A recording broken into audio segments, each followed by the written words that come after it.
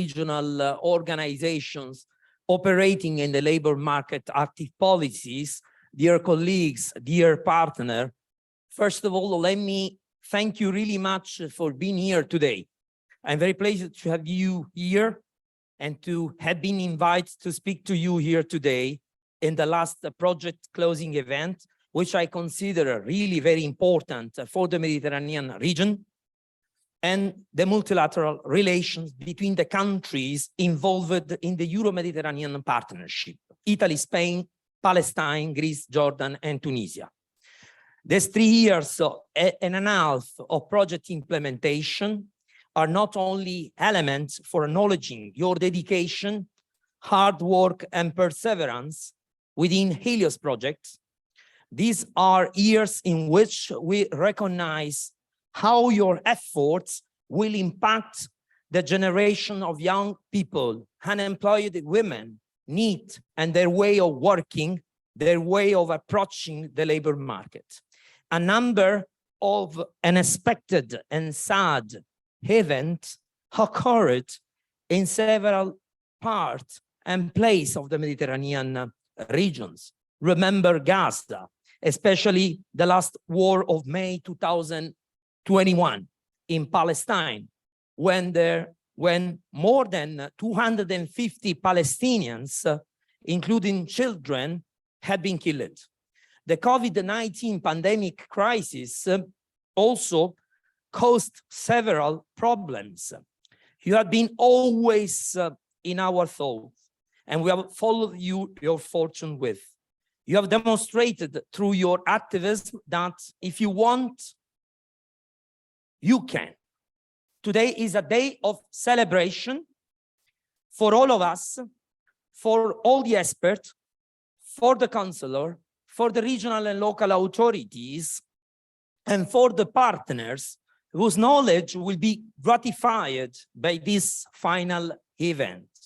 In the next year, Arches Association will focus its activities and main goal on 3 main areas: social inclusion, e-learning, digitalization, and sustainable growth. Now, if we want all together to achieve these objectives, the relevant initiatives must receive support within the framework of the new EU funding programs. I'm therefore pleased here to see all of you here in order to catch these opportunities. I believe that the past experience has shown us that if we each act separately, we will not be able to achieve any of these aims. I therefore hope that in the next months and years that are coming, we will be able to make progress all together and strengthening our cooperation on shared objectives. HELIOS projects represent just one aspect of our approach to social inclusion. Other thematic projects could be jointly developed together based on the result of this project. Therefore, I encourage you to preserve and to persevere on the path of the project management to make the compromises needed to reach the expected result and to open the door to a new era of training and research in the Mediterranean regions. I thank you very much, and I wish you a successful training and seminar here in this lovely place that is Teatro Massimo. I'm now going to give the floor to our counselor for productive activities, which I thank especially for his attendance, since it represents our local partners involved in this thematics, in these topics of labor policies. Thank you very much, Mr. Forzinetti. Grazie a voi, al vostro progetto, che sicuramente pone l'attenzione a un fenomeno oggi come oggi primario per il nostro paese, che purtroppo sconta fra i paesi europei un primato non felicissimo, che è appunto quello dei giovani che oggi non lavorano e non studiano. Soprattutto il nostro territorio siciliano, il nostro territorio locale, oggi ha percentuali altissime che non ci possiamo assolutamente permettere. Noi come istituzione abbiamo una grossa responsabilità, abbiamo la necessità di interloquire, di agevolare il lavoro che fanno oggi importanti istituzioni complementari e sicuramente fondamentali per l'attuazione della nostra agenda politica. Oggi il mercato del lavoro si trasforma in maniera velocissima. La pubblica amministrazione non è in grado da sola di correre e di seguire i cambiamenti che ci sono oggi. Quindi HELIOS, gli ITS che oggi lavorano, poco fa ne parlavamo con il dottor Errallo, sono vincenti perché riescono ad avere una formazione snella, vicina alle imprese, con un programma che sicuramente è attinente ed è quello, dico, richiesto dal nuovo mercato del lavoro, che è completamente diverso da quello che noi conoscevamo sino anche a pochi anni fa. Quindi per questo vi ringrazio. Il Comune di Palermo è assolutamente felice di queste attività, le incoraggia ed è assolutamente a disposizione per potenziare questi progetti che sicuramente sono fondamentali e rivestono una grande importanza nel nostro territorio, sia dal punto di vista sociale che economico. Quindi grazie, buon lavoro, a presto. Io mi scuso per non poter rimanere con voi durante tutta la manifestazione, ma ho lasciato i miei riferimenti agli organizzatori e spero di incontrarvi presto per organizzare tantissimi altri eventi e potenziare sicuramente le vostre attività. Grazie, buon lavoro.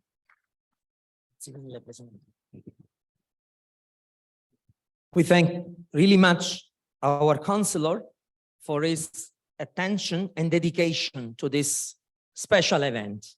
Thank you really much. We will rely on your support. We wish you, of course, a good continuation of your activities. Then I will give the floor to our president of Arches, Mr. Francesco Attaguile, who was in charge for several years as a representative of the regions of Sicily in the EU environment in Brussels. Thank you really much. Mr. President, you are online, so you can connect immediately. The floor is yours. Thanks.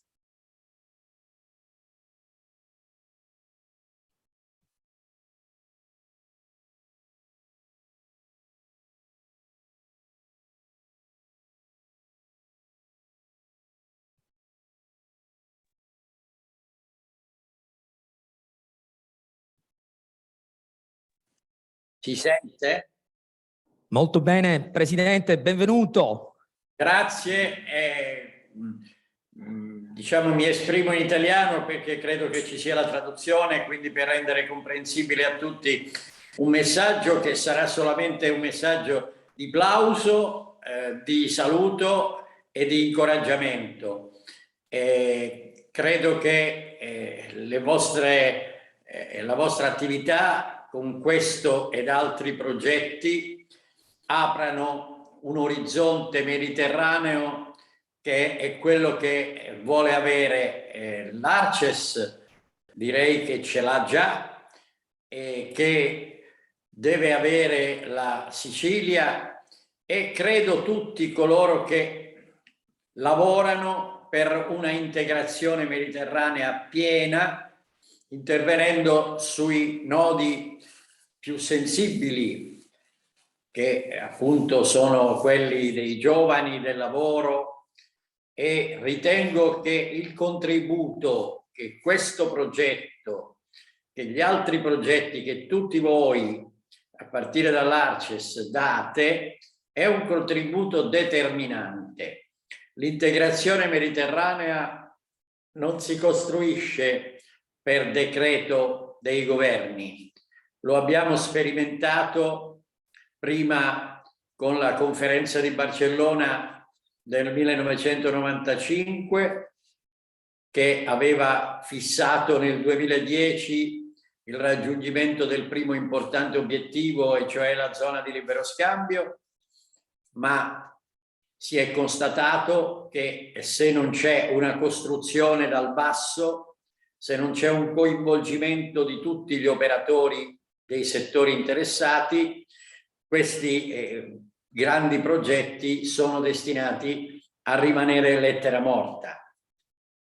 Lo abbiamo sperimentato ancora nel 2008 con l'Unione per il Mediterraneo, che aveva rilanciato una politica di integrazione, ma che anche per l'instabilità derivante dal cosiddetto periodo delle primavere arabe, ma soprattutto perché ancora una volta si è impostato tutto sui protocolli intergovernativi e non sulla costruzione attraverso un rapporto people to people. Ecco, voi invece state lavorando, avete lavorato, lavorerete ancora, perché questa è una malattia che non guarisce e credo che questo è il risultato più consistente. La creazione, mattone dopo mattone, di un tessuto il più spesso possibile, di una rete che attraverso i protagonisti che sperimentano il lavoro comune come fate voi, costituisca poi la base robusta, sempre più robusta, su cui costruire la nuova comunità mediterranea, con un processo del tutto analogo a quello che ha condotto all'Unione Europea. Io credo che in questo occorre coinvolgere tutti i popoli che si affacciano a questo mare e fornire ai decisori politici e alle istituzioni, sia dei governi degli Stati sia dell'Unione Europea, un modello che possa essere agevolato e sviluppato attraverso questo unico strumento che è quello della collaborazione fra le persone, fra gli enti, le associazioni, gli organismi che operano nei territori. Ecco, l'Arces vuole contribuire, essendo profondamente inserita nel territorio da cui sorge, ma con una proiezione che è stata ormai dimostrata, consolidata, con un orizzonte che è almeno mediterraneo. Io quindi oggi voglio salutare tutti voi che avete lavorato e state concludendo questo lavoro che darà luogo certamente ad ulteriori sviluppi, in particolare ai nostri operatori dell'Arces, ma anche a tutti gli altri, dando loro un caloroso benvenuto e con l'auspicio e la certezza che continueremo a lavorare insieme. Grazie e buon lavoro. Thank you very much. Molte grazie, Presidente Attaguile. Thank you really much for your attendance, as well as for what you have done for Sicily in general, and in particular, thanks for your reminder to the Barcelona Declaration, the starting point of our Mediterranean Euromed partnership, and then the role that you mentioned of the European institutions as well as the Union for the Mediterranean. We totally agree with you, Mr. Attaguile, about the fact that integration in the Mediterranean region cannot only depend on treaties, on rules, on policies, but it can only be achieved through contact, through, let's say, among peoples, among third sector organizations, among TVETs, among small medium enterprises, and so on. So, having said this, we need a model, as you say, and this model has been already tested through HELIOS projects, and we will continue. We will further enhance this model through additional initiatives. Thank you really much. Now, I would like to give the floor to our Senior Program Officer of the program ENI CBC Med, Miss Dua Kheri, who is connected online and will give a speech about the program that she represents. Thank you really much.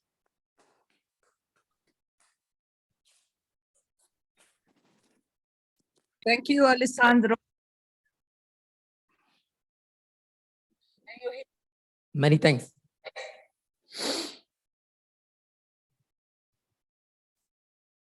Yeah. Thank you, everybody, and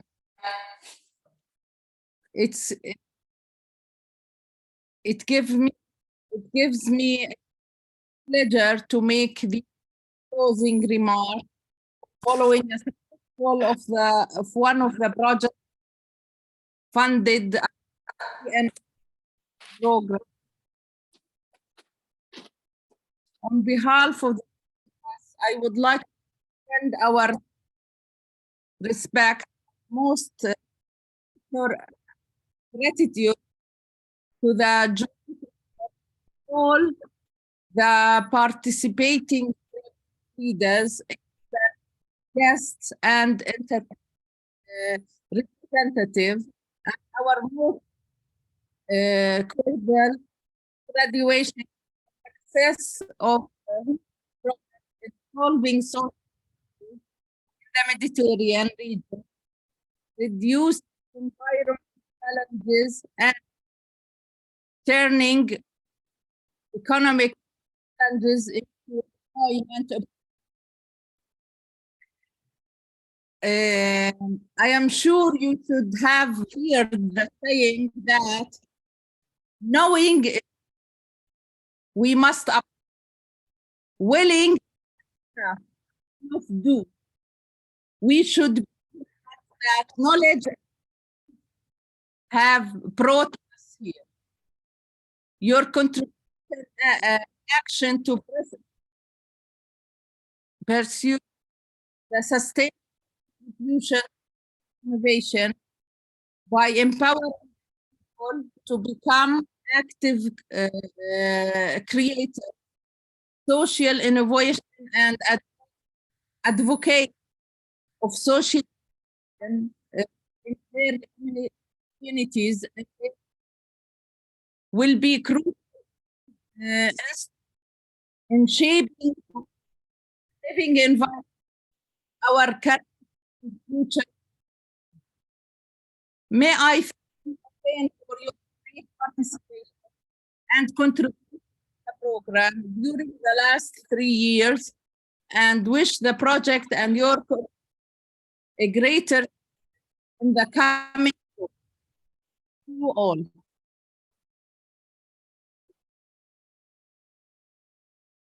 Microphone. Thank you really much, Zua, for your active support for what you have done as a representatives of the program for us, for all partners, your assistance, and your enthusiastic approach to guide us, to orient us in all of kind of decisions we made within these 3 years. On behalf of this consortium, we thank you for your special attention, and we will surely give you, ensure you a follow-up about this project in the very near months, as already HELIOS consortium is ready to start with new additional initiatives with the final aim of enhancing the cooperation in this specific lovely Mediterranean region, where we need surely more active labor market policies, more tools, more, let's say, initiatives and support from the European Union to ensure a better futures to our young generations. Thank you really much, Dua. We wish you a good success and good continuation of your activities in the program. Thanks. Thank you for all. So now, since the agenda is very, let's say, very detailed and very long, Ms. Brony Orsmi, who is the project manager of HELIOS, will moderate the second session dedicated to the contribution of each partner inside this lovely initiatives. Thank you very much. Thank you. Good morning, Alessandro. Good morning to everybody. Welcome again to our second day of closure of the HELIOS project. So welcome. We have our partners. I don't know all of you in the room, but our partners in the fourth row are from Palestine. So for those of you who weren't here yesterday, we have a committee of 10 people from Palestine. So we're very honored to have our Palestinian guests in Sicily once again. We have our partners from Greece, and our partners from Spain in the second row, and we have our partners from Tunisia in the first row. Unfortunately, our partners from Jordan were not able to attend in person, but we will have a presentation from our Jordanian partner in this session later on. So we have lots of speakers today, lots of interesting stuff, but we're going to kick off straight away because we've got so many speakers, we need to get through them before lunch. So we're going to start with Alessandro. Alessandro is from Arces. He's our project coordinator, and he's going to give us an overview of the results that we achieved as a consortium for the HELIOS project. So straight away, Alessandro. Thank you really much, Brony. So we're going to present the project, in particular, the main achievement within these 3 years of project implementation. And I will have surely the green light from our technicians. Okay. Next.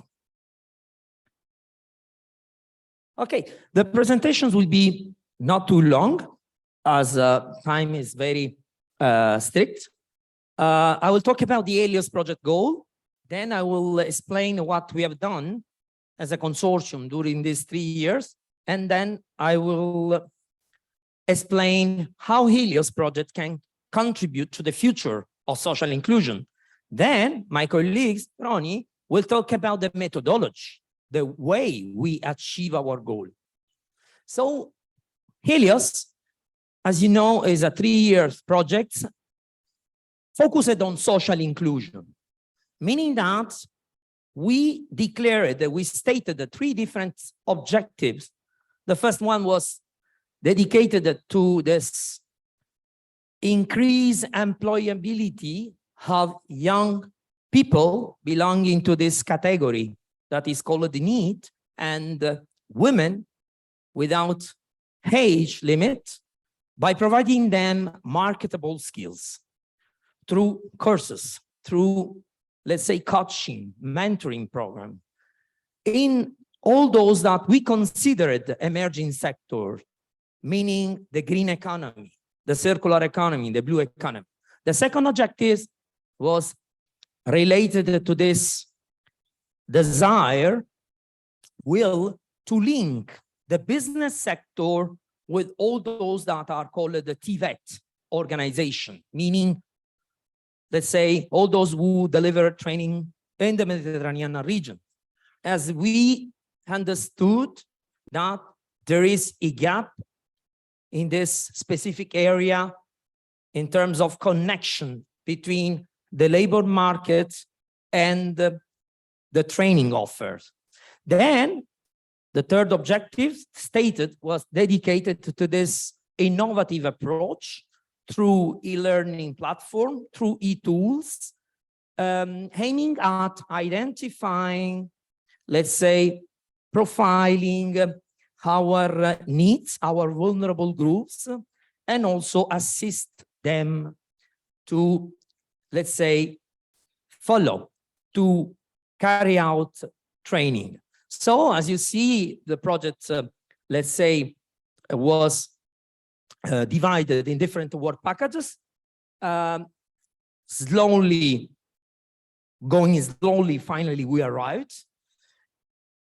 Here I will talk quickly about the main results related to each work package.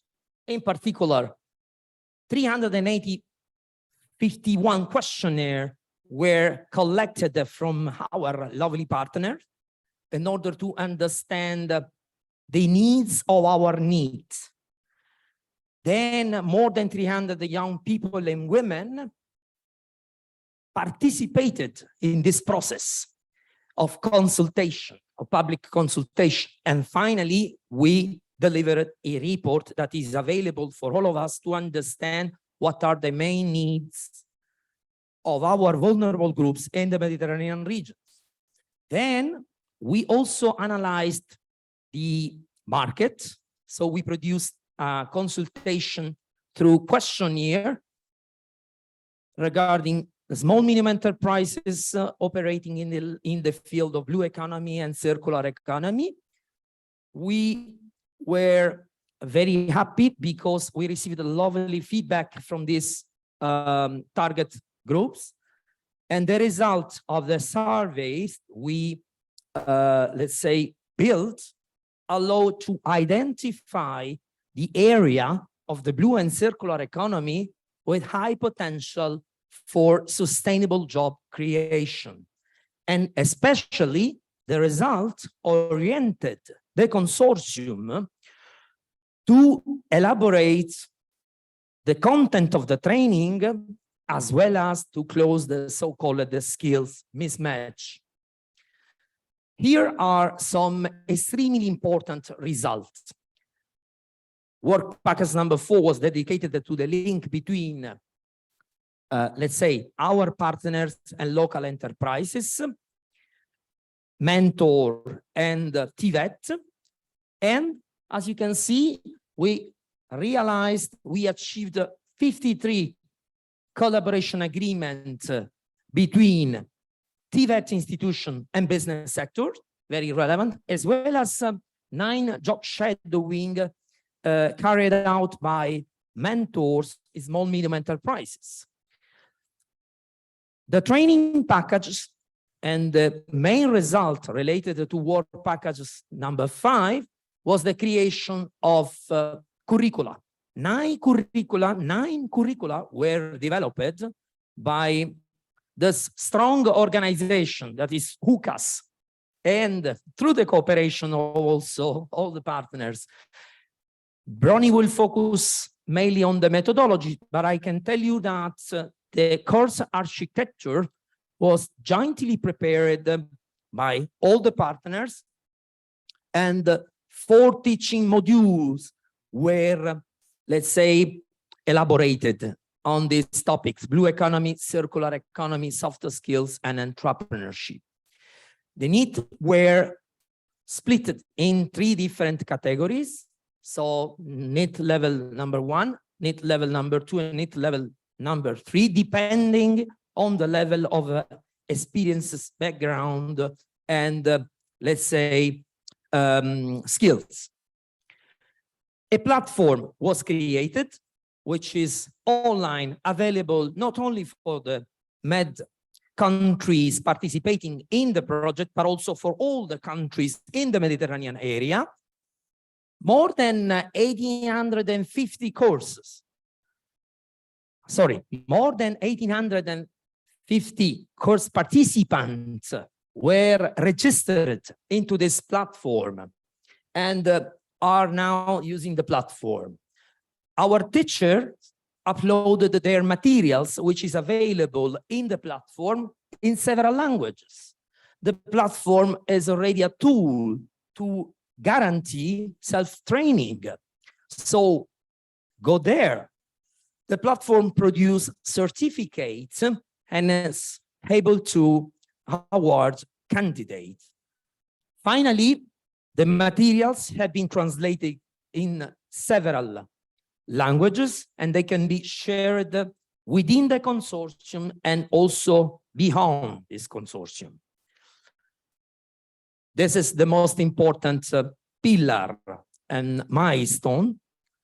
Indeed, the project contributed to the training of more than 600 NEET and women who received training in these 4 topics, and more than 30 training courses were held and have been held in this area of cooperation.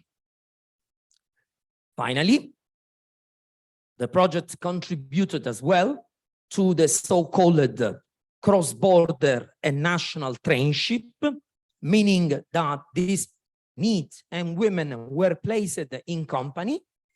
And as you can see, we got 52 trainship at national level and 5 at cross-border cooperation level, while 23 got a job of our vulnerable groups. And finally, 3 new associations were created in Jordan.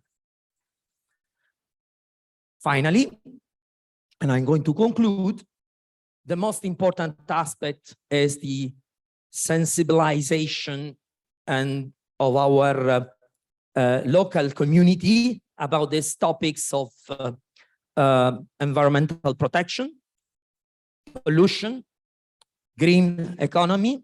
So, in particular, HELIOS Consortium was able, thanks to the cooperation of our strong partners, HID from Greece, and all other partners, as mentioned, ACH before for work package number 4 and so on, to guarantee, let's say, the elaboration, management of artwork in several countries, in Spain, for instance, in Greece and in Palestine, where some murals were, let's say, painted, were dedicated to specific topics, pollution, in order to, let's say, attract the local community, to sensibilize the local communities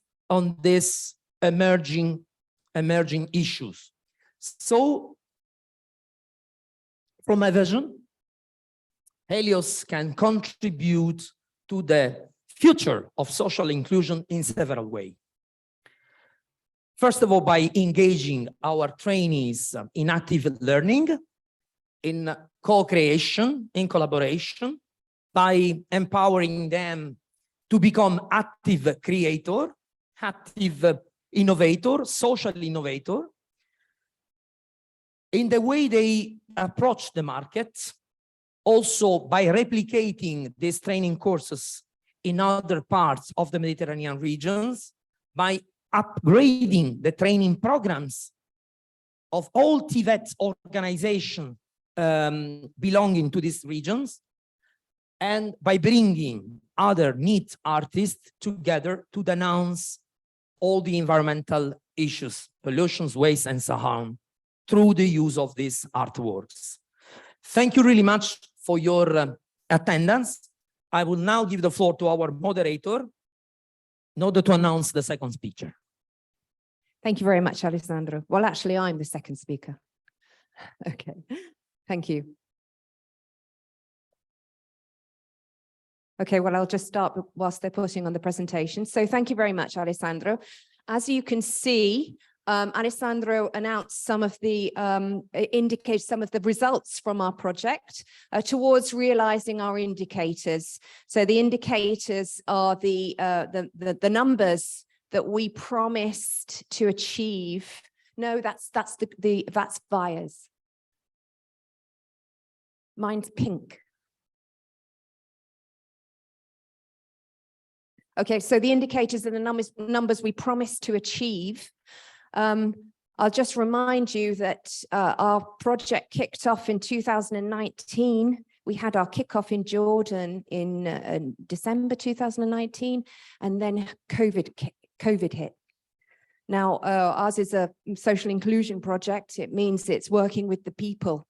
It's working with the young people, the women who are looking for jobs. It's working with the companies.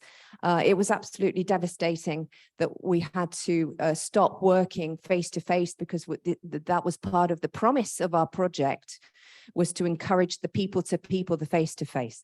But we survived, and as you can see, some of our indicators we've well exceeded.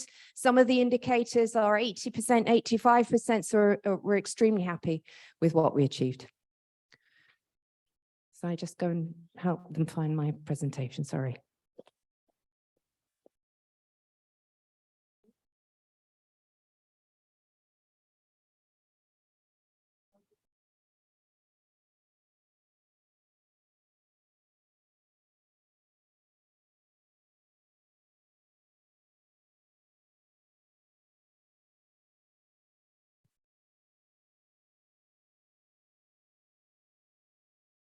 Yeah, okay.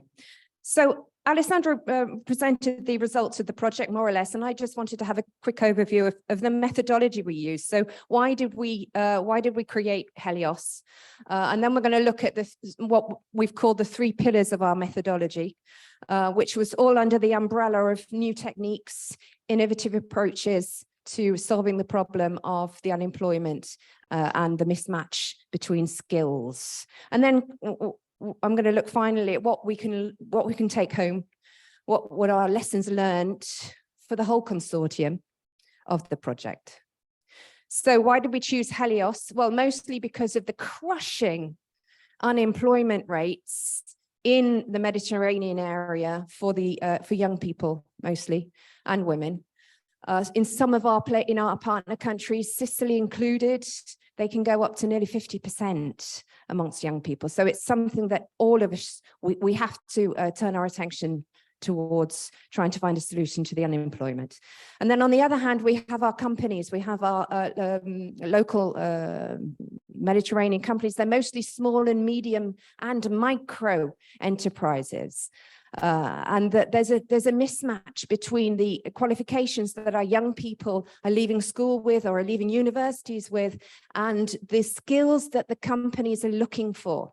So as we did our profiling, which we'll see in the next slide, as we talk to the companies are looking for workers. They're looking for new profiles, but they don't find the profiles in the labor market to match their needs. Fisheries sector is very much at the heart of Sicily. Our partner from Mazara del Vallo, COSVAP, they're the consortium for the fishing industry. So it was a very important part of our project. We decided to test our methodologies for the courses within the fisheries sector. And then the blue and circular economy, well, because that's the future, looking towards this economic sustainability. So what were our 3 pillars? Pillar number 1 was the profiling. So understanding the needs of the young people and the women, and understanding the needs of the companies. Then we had the co-creation of the courses and the e-learning platform. The e-learning platform was our Palestine partner, which Hatem is going to talk about a bit later on. So the profiling of the needs. Needs, we don't like to use that term too much because it's labeling. Labeling is never a good thing, but it's all those people that are not in education, employment, or training. So mostly they've left the system, they've left school, they've left university. They may be actively seeking jobs. They may not be actively seeking jobs. They may feel disillusioned. They may not be even trying to get onto the job market. So that's who we were trying to target, the most vulnerable sectors of society that need our help to try and get it back into the job sector. What were the critical issues? Well, how do we reach these young people? They've left the system. We can't get in touch with them through the schools. We tried, of course, coming back to the fact we were in COVID, we tried reaching them through email. But young people, especially when they're not inserted in the work sector, they don't rely on that. They don't habitually use emails, we were finding. And we also tried to use this new social media because that was part of the program specification, to try and use the new social media. We tried Facebook. Young people don't use Facebook very much. As we went through the project, we then migrated towards Instagram, towards LinkedIn, but LinkedIn isn't very much used very much in Italy. I'm not sure about the other countries, but it's not used very much, LinkedIn, in Italy. So we tried the various social media styles. What we found was the social media in trying to reach the young people wasn't as incisive as we had predicted. So that's something we need to look about in the future. How do we get to these young people? How do we engage them? The second part of our profiling was the companies. So who are the companies? How many companies are there? How big are they? What sector are they working in within the blue economy or within the circular economy? Are they in a growth stage? What kind of profiles are they looking for? Are they looking for people and they can't find them? Because our courses had to make sure that we provided the skills for the young people that would then be taken on by the companies. So we had to find out what the companies were looking for, what they needed. Critical issues, well, most of the companies in the southern area are small and medium enterprises. Within the fisheries sector in particular, they're not very technology savvy. They didn't use technologies a lot in the companies we looked at. Some of them, not the circular economy ones. They were the younger, more active ones. They needed innovation in the sector. And all of our companies in the Mediterranean, but also in the south of Italy in particular, they need to move towards this transition towards the environmental sustainability. Okay, so these what we found were the critical issues. The second pillar was the co-creation of the courses. So when we were creating the courses, one of the objectives of our project was to make sure we talked to the companies to make sure that the courses we were creating, the curriculum we were creating, was in line with what they needed for their company growth. So that was a very important part. But also, on the other hand, we had to make the courses attractive to young people and women. We endeavored to make the courses very interactive, which meant that it was skills-based courses and site visits. So we made these connections with the local economy when we took our students out to visit the companies so that they could find out what was happening in their local economy, see if it was what they might want to move towards. Would they like to work in these companies? Give them an idea of what was going on, because a lot of the time, especially in the big cities, they don't know what companies there are available in their local area. They don't know where they want to work. So that was very much an objective of our courses. Our courses had different modules. It had the technical module with the blue and circular economy, just to give them an idea of what that's about. They had the soft skills module, which I'm sure our Spanish partners, who are our experts in soft skills, they'll talk about later. But it's how to write a curriculum, how to conduct an interview, how to feel more confident about your skills. And that was a very important part, because as the students leave school, they do lack confidence in their abilities to enter into the work market. And then the final module was the entrepreneurship module. If any of our participants had a new idea for a new company, how to get seed funding, how to develop a business plan, but on a very initial level. And our third pillar was the e-learning tools. So we had an e-learning platform which the students could use to download material, but not only the participants on our course, anyone in the 6 partner countries can enroll on the platform, they can download the materials, they can self-study, and they get a certificate at the end of it. So that was very much to ensure that all the materials we developed during the courses, all the hard work put into it by our teachers, didn't get lost at the end of the project, but would then continue. It's all available on the platform. Impact of the cross cooperation. Why was it so important that we cooperated between the 6 countries? Well, it's all about sharing and comparing. We all had similar problems in the Mediterranean countries. We all had different solutions to some of those problems. Some of us had different problems. So we'd come back week after week and share our problems, share our solutions, and try and find a solution. It was an extremely positive process of comparing and sharing of trying to work towards solutions to this skills mismatch. Our cross-border exchanges, some of our students, some of our participants from Palestine are in this moment in Jordan on a cross-border exchange, learning about agricultural methods in Jordan. And they have to go back to Palestine. I'm sure they might tell us about it later, and make a report and bring all the information that they learned in Jordan back to Palestine and cascade it down through the courses. Take homes. First take home is definitely this need to reach the young people and the women. We need to continue to look at the methodology of how to get in touch with the young people. It's extremely difficult, especially with privacy regulations. We can't just get lists of emails or of telephone numbers of these younger people. So we need to work with the local councils, with the local regional authorities to try and enter into the system. What we think the best method will be is apart from social media and any kind of publicity is getting the students or anyone before they leave the system. So ideally with the young people, it's getting them at the schools as they're leaving school and channel them towards new courses which will provide them with the skills that the companies need. So that's very much, we need to work together with the local authorities. It needs to be systemic. We can't work as individual institutes because we're not getting in touch with the young people.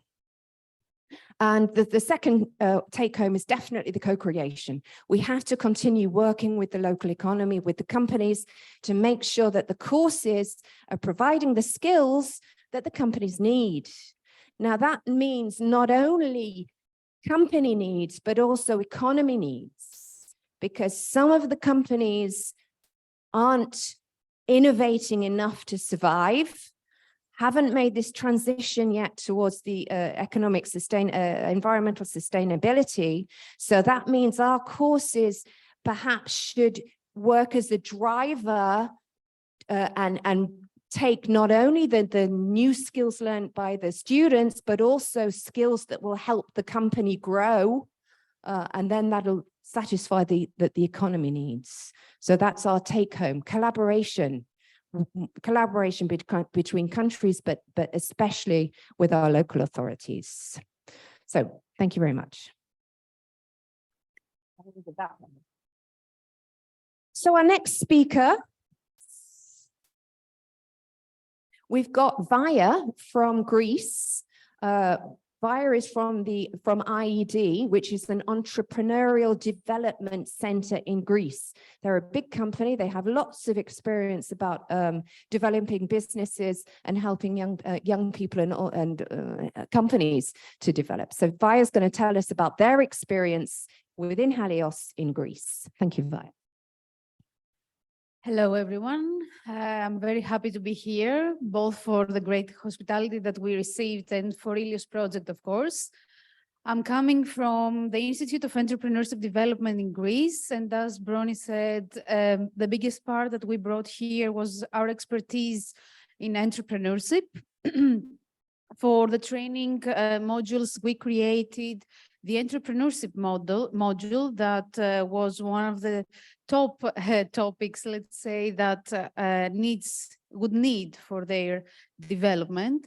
And another important role that we had in the project was the work package 6, the last work package, which was about the capitalization of the workshop. We didn't intend only to the communication and dissemination and promotion of the project. We also intended to the capitalization of all these beautiful and useful results that you saw during the previous presentations. Thank you. So, as I was saying here today, I will talk about capitalization experiences, and I will focus on the creation of the murals as engagement means. We created some murals. We have very, very beautiful graffitis by street artists that were very happy to participate in that. I will show you also some pictures, but we have developed also videos that show all this work with interviews, sharing of experience, images, etc.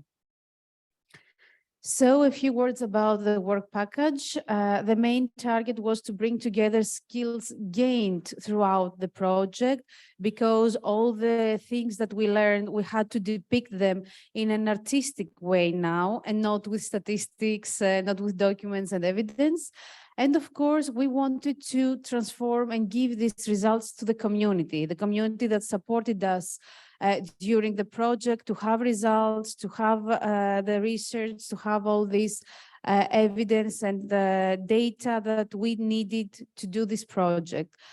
Also, we engaged institutions and participants from the local communities, either needs or young people, even children or other people that needed to learn more about this activity.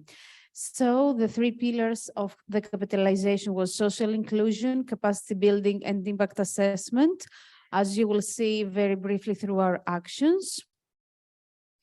The first output, which we will focus today, was art through graffiti and the blue economy. The blue economy sector is very demanding. It's at high risk in most areas nowadays. So we would like to attract attention to the blue economy sector and do it in a more, let's say, beautiful, creative way than a simple update or information. So we created social inclusion actions using art through graffiti. So instead of using other forms of art, we engaged street artists and the local citizens to create the murals. In output 6.2, which is the second output of work package 6, we had to achieve public institution engagement and capacity building. We had a very fruitful workshop yesterday where we presented employment schemes and potential and abilities to adopt these techniques and these methodologies in other countries. And I think that the report that will come up as this output will provide very, very useful results for anyone who would like to explore this topic more in the partner countries. And last but not least, by the end of the project, we will develop an impact assessment methodology to evaluate and take further steps based on what we have created. And the impact assessment will come up from all these tools and these techniques that we have used in the methodology to accomplish HELIOS results. Moving on, the main steps for the creation of the murals, and generally 6.1 art through graffiti, was the building of some art sessions. In every country, we created open calls to find the interested artists that would lead this activity, because we needed very specific expertise on the topic. These artists were in charge of the whole activity, and they were also in charge for the art sessions between the organizations, the partner organizations, the local community with people that were interested, and of course, all the other organizations or citizens that were interested in participating and helping in the creation of the mural. Then it was the technical part of the cross-border mural creation. All partners had to create this mural. The topic was both open and specific, because every mural has to depict the character of the area where it was created. But at the same time, we decided all together to have a common piece that would show this cross-border bonding. And of course, the final results of this activity was social inclusion actions from everyone that would like to be part of, especially needs young people and women. And of course, the networks that were developed after that from the events that were organized. This was the common piece that is included in all the murals that was created. As you can see, there is the name of the project and some elements of circular and blue economy. We had a graphic designer design it in order to be easy for all the street artists to share it and create it. And I'm very proud that all the artists managed to have a piece or a very similar design of it in the final murals. And here you can see some of the murals created. The one here is from Greece. It's from the municipality of Aya. It's a region with many blue and circular economy activities, but it's also a region on a mountainous place. So we had to depict all these in the mural. The pictures in the middle are from Palestine, where UCAS managed to do an excellent work. And personally, I love their video about how they created. So I invite you all to see it, to watch it and like it. And the last mural you can see is from Spain, from the place La Mina, if I pronounce it correctly. And they also held a great event where they showed all the results, and they had very, very high interaction between young people and the creators of the mural. To sum up, and since I was personally involved in the mural in Aya, and I watched all the art sessions and the interaction with young people, I saw that especially young people and needs who saw that there are other ways to express themselves and explore professional, occupational opportunities. It is very beautiful to search for alternative and creative ways to approach them and to show them that there is more. We don't stop here. You should search, and there are people, organizations, municipalities, partners that can help you. So we should invite them in joining us and take them from the hand to explore even more. Thank you very much.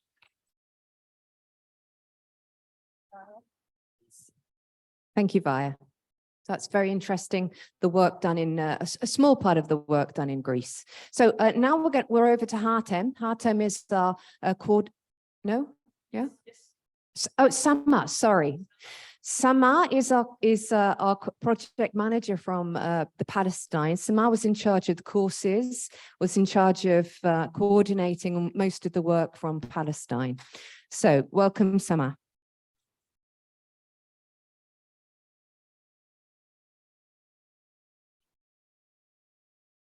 صباح الخير, مرحبا, bonjour, good morning, everyone, welcome. This is Sama Hamouda from University College of Applied Sciences, a partner in this wonderful project. Today, I will talk about our role in HELIOS project, about how HELIOS action towards social inclusion in a blue and circular economy sector. Thank you. University College of Applied Science, UCAS, is a partner of this project. University College is the biggest TVET institution in Palestine. It's provide more than, have more than 10,000 students with more than 75 majors, diploma and bachelor. As well as we have 7 deanship with more than 300 employees. Because every one of us, because every institution, because every higher education and government have to leave no one behind. And we all do believe that all people shall have the best opportunities to enjoy life and do well in society. We go forward in this project and try to enhance and do our best for social inclusion of needs. Sorry. Okay, please have. Okay. So, regarding the UCAS experience in this project, we go in this pathway to enhance the social inclusion of our needs. Unfortunately, Palestine is one of the most rate of needs in the Mediterranean region. So what we did in this project, first of all, we made the needs profiling. We describe the needs, expectation. How can we involve them in the social inclusion? After that, we conducted different workshops with our labor market to investigate the blue and circular economy profile. What are the expected value that we can do for our needs regarding our labor market? Then, after that, we have needs profiling, we have blue and circular economy profiling. Defined well this gap, and then we go forward to bridge this gap by curricula creation. Curricula creation is one of our activity in this project and managed by UCAS. Different 9 curricula were developed in this work package. Curricula in blue economy and circular economy, entrepreneurship, and soft skill. These curricula were developed in partnership with all partners of this project. What next? We did face-to-face training. More than 160 students were trained from Gaza in blue and circular economy. After training, we also have a well-developed and established output of this project, which is HELIOS platform. This is our e-tool and one of the most innovative output of this project. I will leave the floor to my colleague Hatem to talk more about this innovative e-tool. Thank you so much. Welcome, Hatem.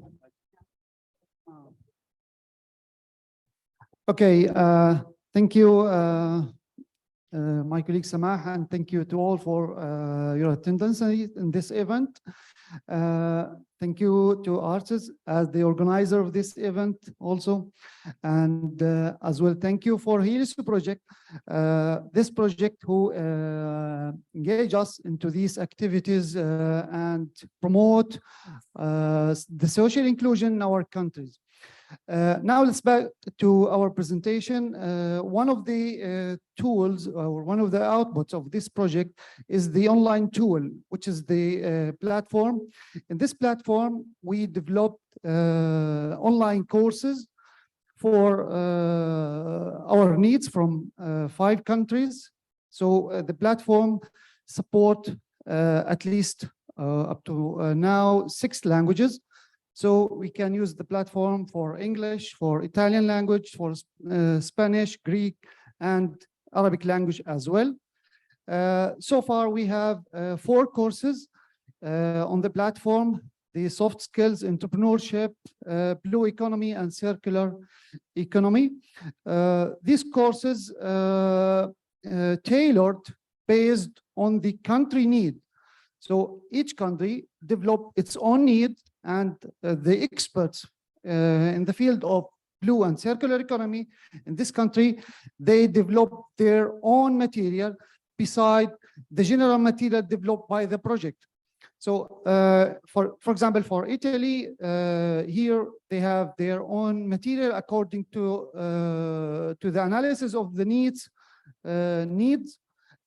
in Italy. So the experts here develop their own material that match the needs, as well in other countries, for example, in Jordan, Tunisian, Palestine, Greece, and Spain as well. This is one of the outputs. After developing the platform, now we have needs trained, face-to-face training, and other needs trained online using platform. Then we engage those needs into hackathon to develop their skills towards or to meet the labor market. In the hackathon, they develop their own business skills, their own business plan, and participated into groups. We have mentors managing this activity as well. After that, they went into a competition to select the best business plan for our needs.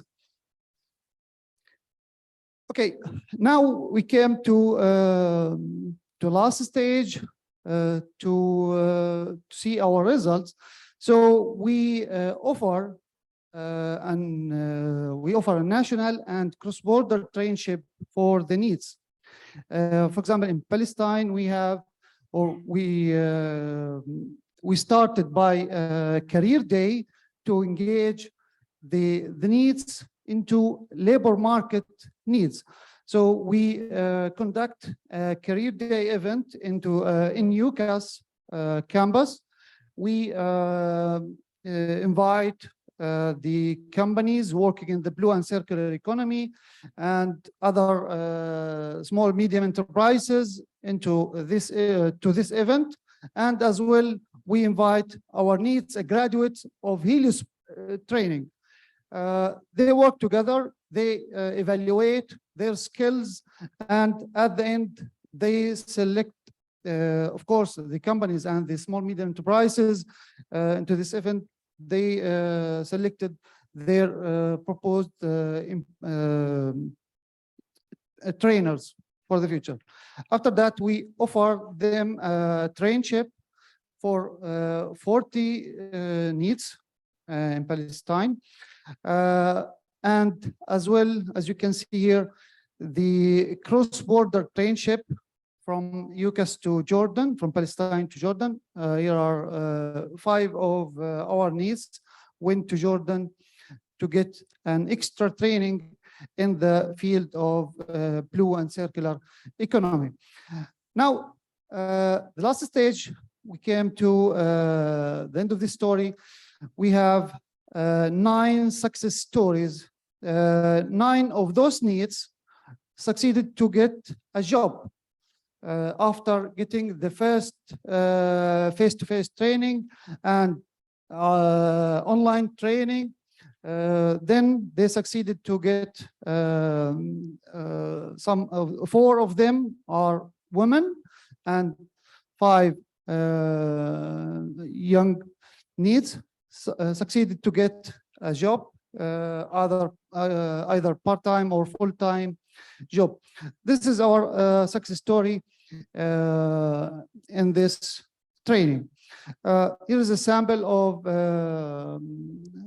for our graduates and our needs benefited from HELIOS training during the past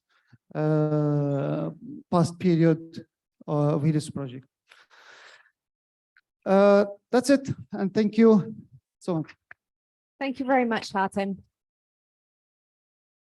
So it's great to know there's so many positive results from Palestine as well. So we're going to move on now to Spain. Yeah, Sabina, who is in charge of the courses in Spain, is going to tell us a little bit about what they did in Spain. Thank you very much. Hi, well, thank you. I come from Spain. I'm Sabina, as she said. I'm with Action Against Hunger, Acción contra el Hambre. And I'll talk about soft skills and alliances with enterprises. So I'll start talking basically about the methodology of how we work on soft skills. And it's based on 5 points. The first one is talking about soft skills themselves. Then we work with the trainees in group and individual sessions. We also base our sessions, our training sessions, as practical and dynamic and experience-based. And then we pay attention to diversity of our participants to work on these soft skills. And also, after the training sessions are finished, we still have contact and we make a trace with the participants. So, about soft skills, as you know, soft skills are just those competencies or knowledge that let us develop some well, different activities during our job or our personal life. So the way that we work on soft skills with the participants are making them have their, well, about their self-knowledge. We let them like discover themselves, working on their, yeah, their experiences or the studies that they have made before starting the training course. So this can help them for their job seeking or job development in case that they are finally hired after doing that training courses. So our sessions may be groupal, with we work general content, we work on resources for job seeking, like on online resources or how they can search for a job. And we also talk about blue and circular economy. So this is one of the main topics of the HELIOS project. Also, we offer under demand, if they want to do it, individual sessions where we work on a specific context for each participant about their CVs, or we practice also for job interviews, for example, which is one of the most difficult phases of job seeking sometimes. And to adapt, in order to adapt to every participant, we offer this group and individual sessions on face-to-face or online. As I was saying before, our sessions are practical and dynamic. It's not only theoretical. We talk about experience-based sessions. We do practical simulation, for example, for groupal job interviews, and we make some role playing. We make the participants participate, actually. We also organize some enterprise and organizations visited. These three here are some examples. We visited all of them in Barcelona. Eco Park, which is a waste management and treatment, recycling organization, enterprise. We also visited Barcelona Activa, which is an organization which works for orientation and support for job seekers, actually. And we've also visited Costa Customer Hub, which is this passenger cruise ship enterprise. As I was saying, we pay attention to diversity. We want to adapt to participants' needs. So we want to know which are the sectors that they are interested in. So they can be different depending on the resources for job seeking. We also pay attention to the objective of each participant, if they want to work or if they want to start an enterprise, for example, themselves. And as I was saying before, also, we pay attention to their mobility possibilities, if they prefer to or they are able to come to do face-to-face sessions, training sessions, or if they prefer to do it online. So we try to adapt for all of them. Finally, well, not finally, but the fifth point is the contact and tracing after finishing its training cycle. We keep in contact with participants to know if they, for example, need some extra information for job seeking. And also we want to know if they are finally hired or sign a contract with an enterprise.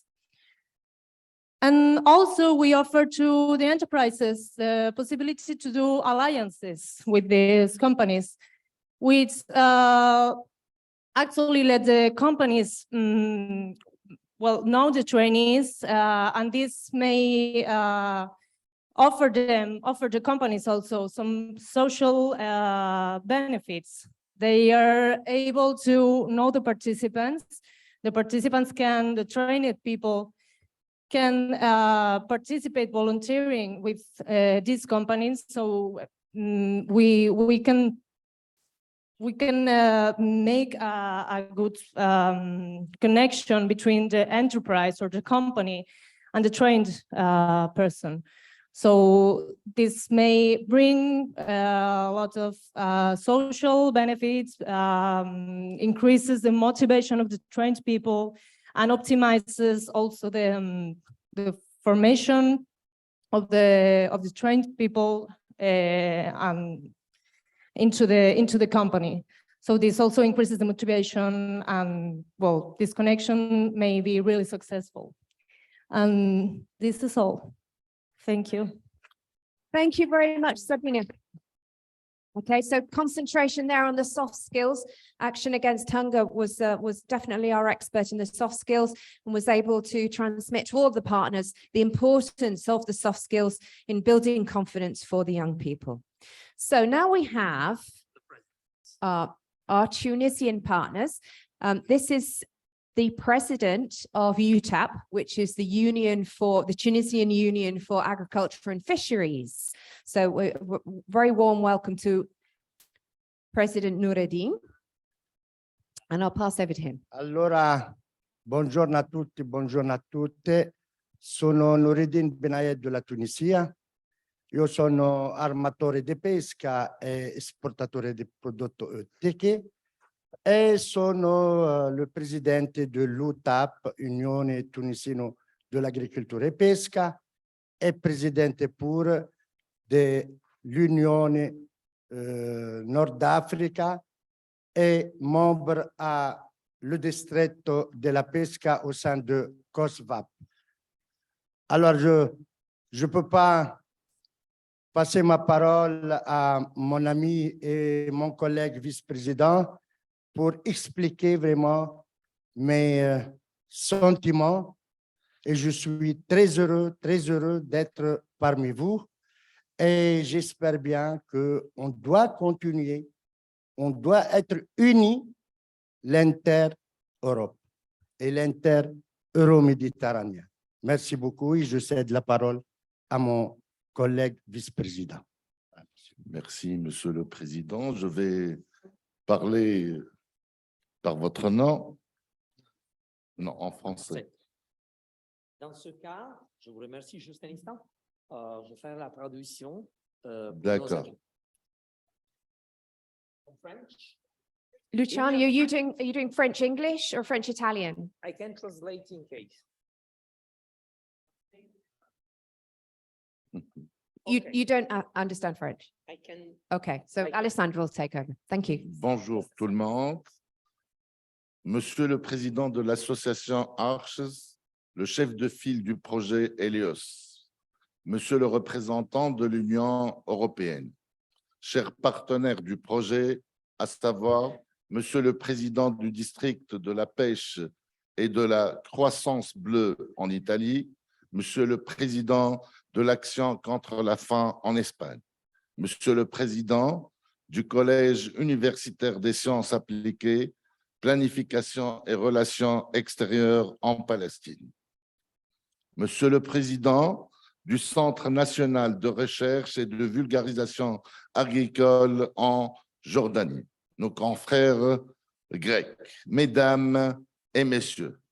Tout d'abord, je voudrais remercier en mon nom, ainsi que celui de M. Mensihat, membre du bureau exécutif de l'UTAP, chargé des projets de coopération, l'association ARCHES pour l'aimable invitation qui nous a été adressée par ses soins pour participer au séminaire de clôture du projet HELIOS, dont l'UTAP est membre et qui vise essentiellement à lutter contre l'exclusion sociale et la pauvreté des groupes vulnérables, sans éducation, emploi, formation, NEETs, et à promouvoir leur inclusion sociale, en particulier les jeunes non éduqués, non employés et non formés, NEETs, ainsi que les femmes.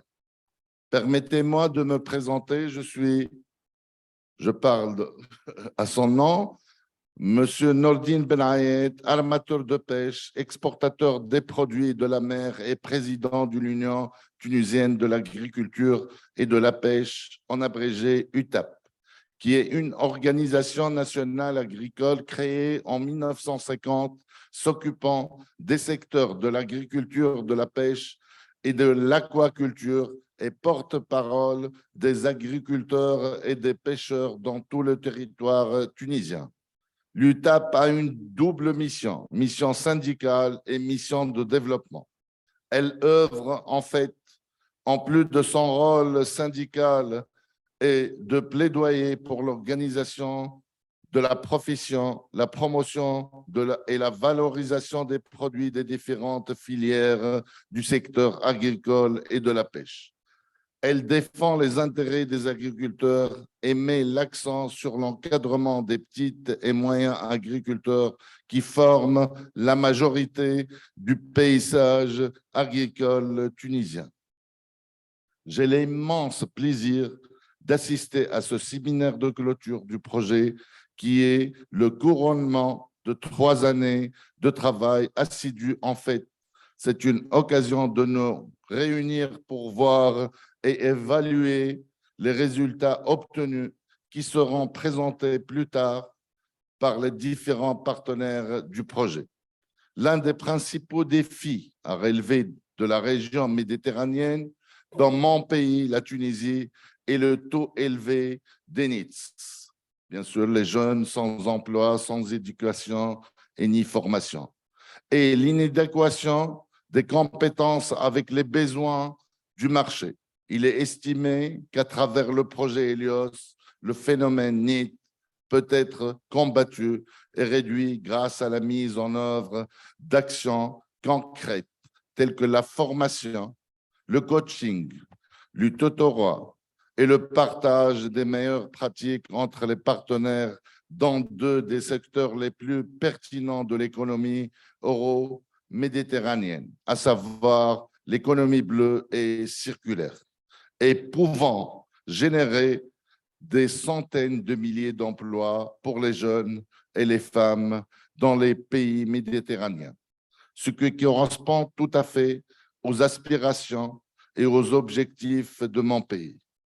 Force est de constater que le concept et les objectifs de ce projet est en synchronisation avec les priorités nationales de mon pays et peut avoir un impact positif et direct sur la relance économique du pays, à condition d'être bien exploité et bien concrétisé. Par ailleurs, l'UTAP se félicite des résultats promoteurs du projet et de l'impact qu'il pourrait avoir. Madame Fatma Hamdouni et Madame Rahma Jaziri, coordinatrice du projet HELIOS au sein de l'UTAP, participera à la réunion de clôture à distance depuis Tunis et présentera un rapport détaillé sur les activités et les actions menées dans le cadre du projet ainsi que les résultats obtenus. À la fin, je tiens à remercier vivement l'association ARCH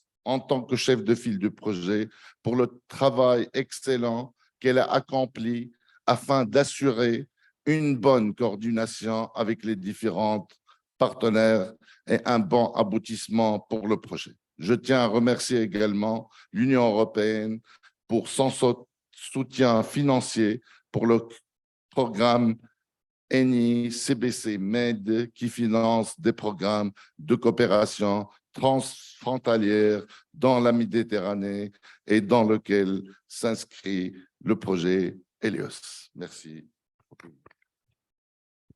Thank you very much. Thank you very much. It's great to hear from the Tunisian president there. We're now going to go into online because we've. Sorry? Oh, sorry. Alessandro is translating. 1 minute.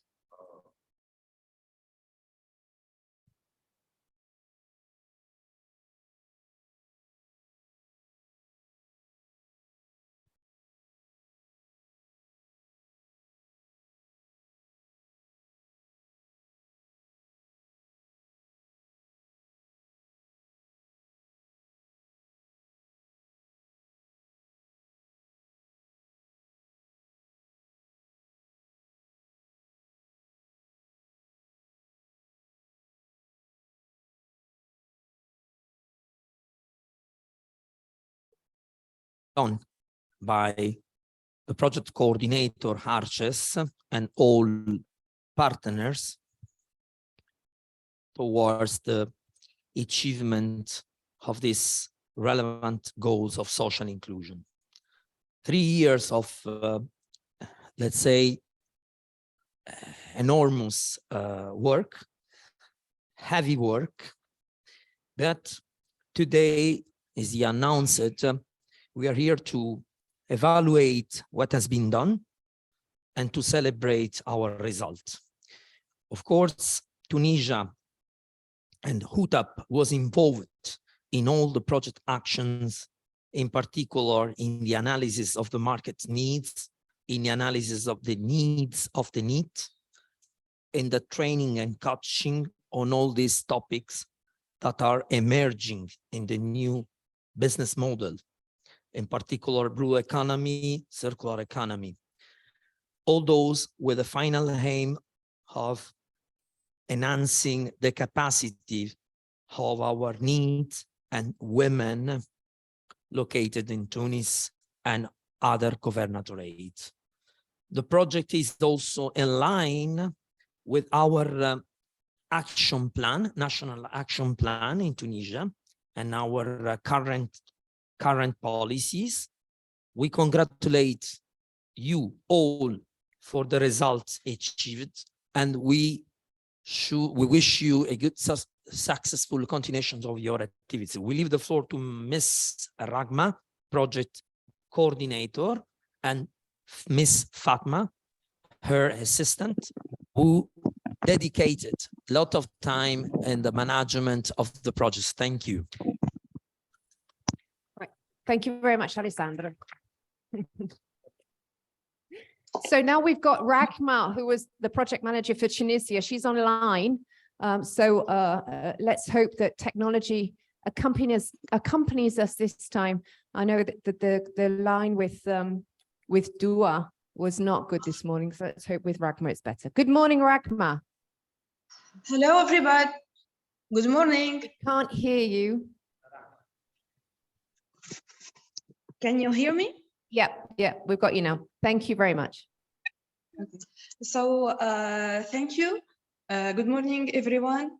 I would like to express my deepest gratitude to Arches organization for its support and guidance during the last 3 years of the project implementation.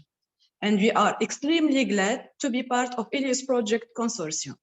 In fact, HELIOS project, as said by Mr. Hatem and Mr. Nordin, our executive member of UTAP, is directly related to Tunisia's strategy to reduce poverty, empower rural women, and increase employability with youth. During these last 3 years, HELIOS was present in the most important events related to blue and circular economy in Tunisia. The outputs of the project were shared via more than 20 apparitions in TV and radios to reach the most biggest number of needs. First, in Tunisia, we proceeded to a profiling of needs and promising sectors on the blue and circular economy. We have done more than 20 face-to-face meetings with needs and blue and circular economy enterprises. Those meetings were done in more than 6 coastal regions in Tunisia. Then we proceeded to, we produced a study that is shared in the website of the UTAP that describes the promising sectors and the emerging jobs. After that, we crossed the result to identify courses and that will need to be most adapted to jobs opportunities. In fact, training started in Tunisia from 2020. We started by training 22 youth that received training and entrepreneurship and internship in Tunisia. We evaluated that experience, and now we are planning 6 training sessions that are targeting 1,020 1,020 women and youth. This training will be hosted by two TVET organizations, the Aviafa and GPP, which are the most known public agronomic TVET organization in Tunisia. We hope that HELIOS project will give new hope in Tunisia. We shared with you our experience in Tunisia, and we hope that we will bring more opportunities to those needs. Thank you. Thank you very much, Ragma. Right, so we've got a coffee break in about 5 minutes, so hang on there. Our last speaker is Massimo Tucciarelli from Arches, and he was our coaching expert during the courses. Massimo, do we have you online?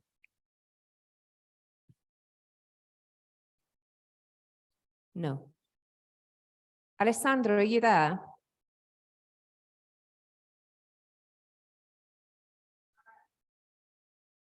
Can you ask him if Massimo is, are we going for the coffee break straight away? Yeah? Okay. So we'll go for a coffee break, guys, and get Massimo if he can when he comes back. Thank you very much. 15 minutes.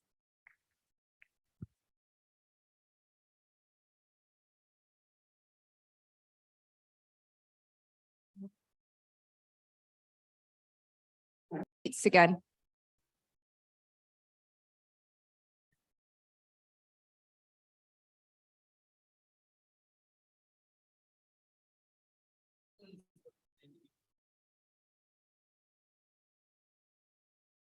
So next up is Francesco Foraci. Francesco represents COSVAP. COSVAP was one of the partners on the HELIOS project. They're from Mazara del Vallo. I'm sure he's going to tell you about it. It's Distretto della Pesca e Crescita Blu. So they were very important. They have over 100, I think, 100 more or less companies from the fisheries sector and the fish processing or the blue economy as part of their organization. So they were fundamental in contacting the companies during the course. So thank you. Welcome, Francesco. Good morning. Thank you. I'm not tired to say thank you. Thank you at the HELIOS Consortium, because the HELIOS project is a strong project. I think that the know-how transfer for needs is most important, because the new generation is our future. COSVAP is a consortium of fishery chain enterprise.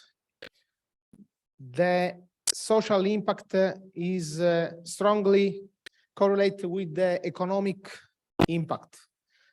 And fishery chain enterprise after COVID is in deep crisis and want to start up again. I'd like to tell you not number of HELIOS, because Alessandro is a great narrator for this part. I wanna give you the feel of the approach of COSVAP at this project. And I want to show you the enterprise of fishery chain that are involved in HELIOS. This is the best, I think, in Europe, enterprise of transformation of red shrimps, deep and precious fish. The technology of this enterprise is very, very high. I want to show the picture of the company visit of our needs. After the training, they are hosted in the company for touch the reality of the fishery chain. Another company of acciughe, I don't know the anchovies, salt anchovies, the long time know-how of this family for transform these fish. After this, on board a ship, a vessel of catch. The company of COSVAP is connected at all sectors of the fishery chain: catch, transformation, and service, logistic, packaging, and other. The life on board this vessel is very, very hard for fishery. This is the engine. The noise inside this area is very, very high. The space, the life space is very, very, very, very little. After this, we have the operative sites for the realization and calibration of the fishery nets. The European law tells us that we must fish with a dimension of the nets 4 centimeters. I don't know is square or round, but this dimension is official for all Europe country. The difficulty of our company, a European company, to fish in Mediterranean is the fact that the stocks are very, very, very suffered. After this, another show. After this, the needs on board can see the life, can see the space, the workspace, the process on board after the catch. This is a great reality of packaging in Mazara del Vallo. A young girl is the owners of this great reality of packaging.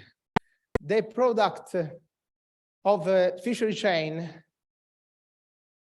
isn't inserted in the circuit of sales without packaging. European give us the rules for packaging the product. In this picture, you can see president of district of fishery that can be yearly, and the mayor of municipality of Mazara del Vallo. We have a MOU with the municipality for realize via and mural on public building of Mazara del Vallo.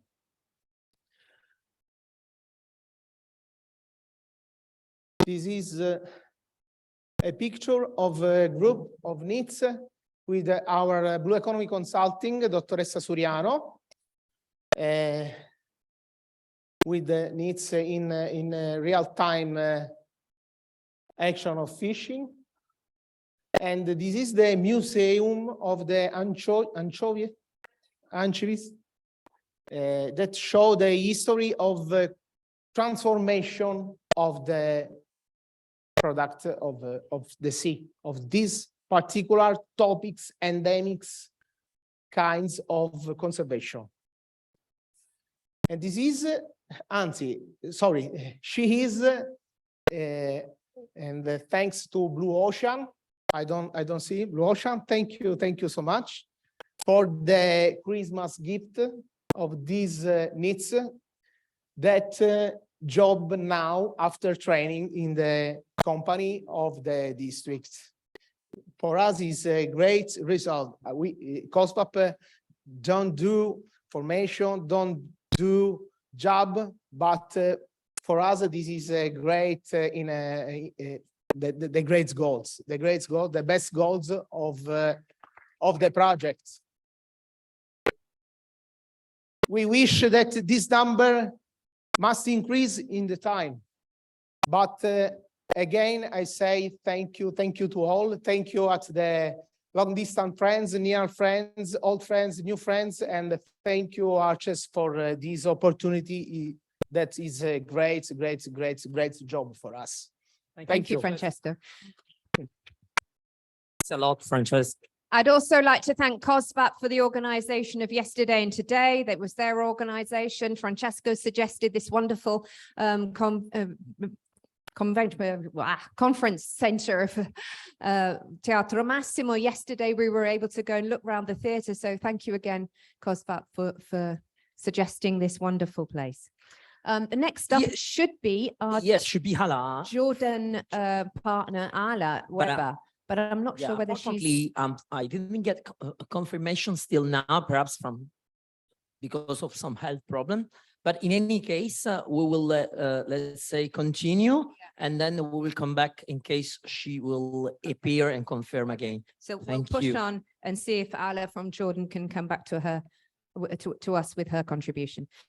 So next up, actually, it's Alessandro. You're taking over the moderating now. Okay. Right, thank you, Over to Brian. Alessandro. Okay, so now in the second session, of course, we are going to introduce the role of our national, regional, local authorities operating in the labor market active policies. So I am very glad and pleased to announce you our best speakers, Ms. Patrizia Caudullo and Mr. Maurizio Lopiccolo, representing the National Agency for Active Labor Market Policies, that they will talk about the programs, the tools that they are currently using at local and regional level in order to facilitate this integration of the need into the labor market. So thank you. The floor is yours. And I give the floor to Ms. Patrizia Caudullo as an extraordinary responsible territorial area for ANPAL Servizi. Please.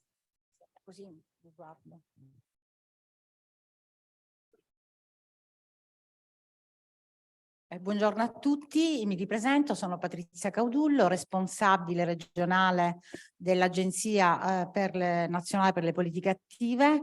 Dipendiamo come struttura direttamente dal Ministero del Lavoro e dall'Agenzia invece proprio ministeriale che è appunto ANPAL. Noi siamo ANPAL Servizi e rinnovo i miei ringraziamenti per questo invito a queste 2 giornate veramente importanti e di grande arricchimento di conoscenze.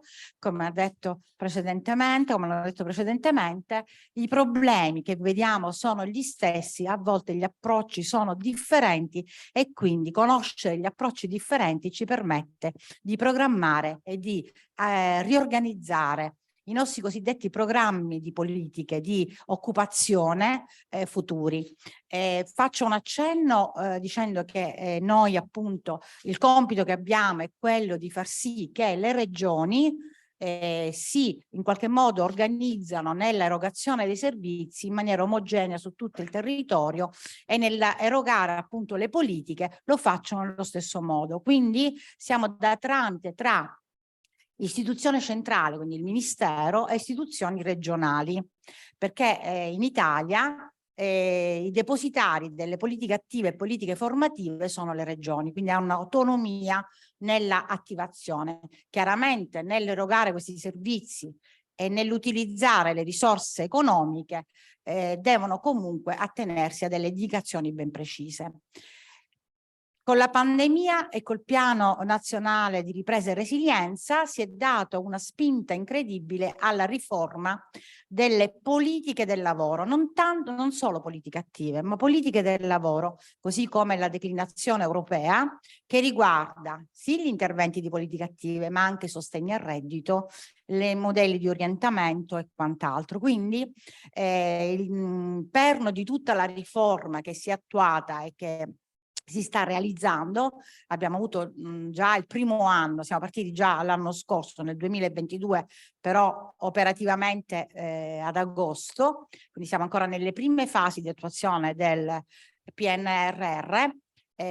Diciamo che appunto nel ragionare sulla riforma è intervenuto il programma GOL, Garanzia Occupabilità Lavoratori, che è il perno della riforma, ma che si compone in maniera complementare con le altre risorse che sono state assegnate anche dal Fondo Sociale Europeo. Quindi da un lato abbiamo circa 4 miliardi e 4 da spendere entro il 2025, ma a questi si legano oltre 5 miliardi del piano nazionale, che poi invece è il sessennio, quindi 2027.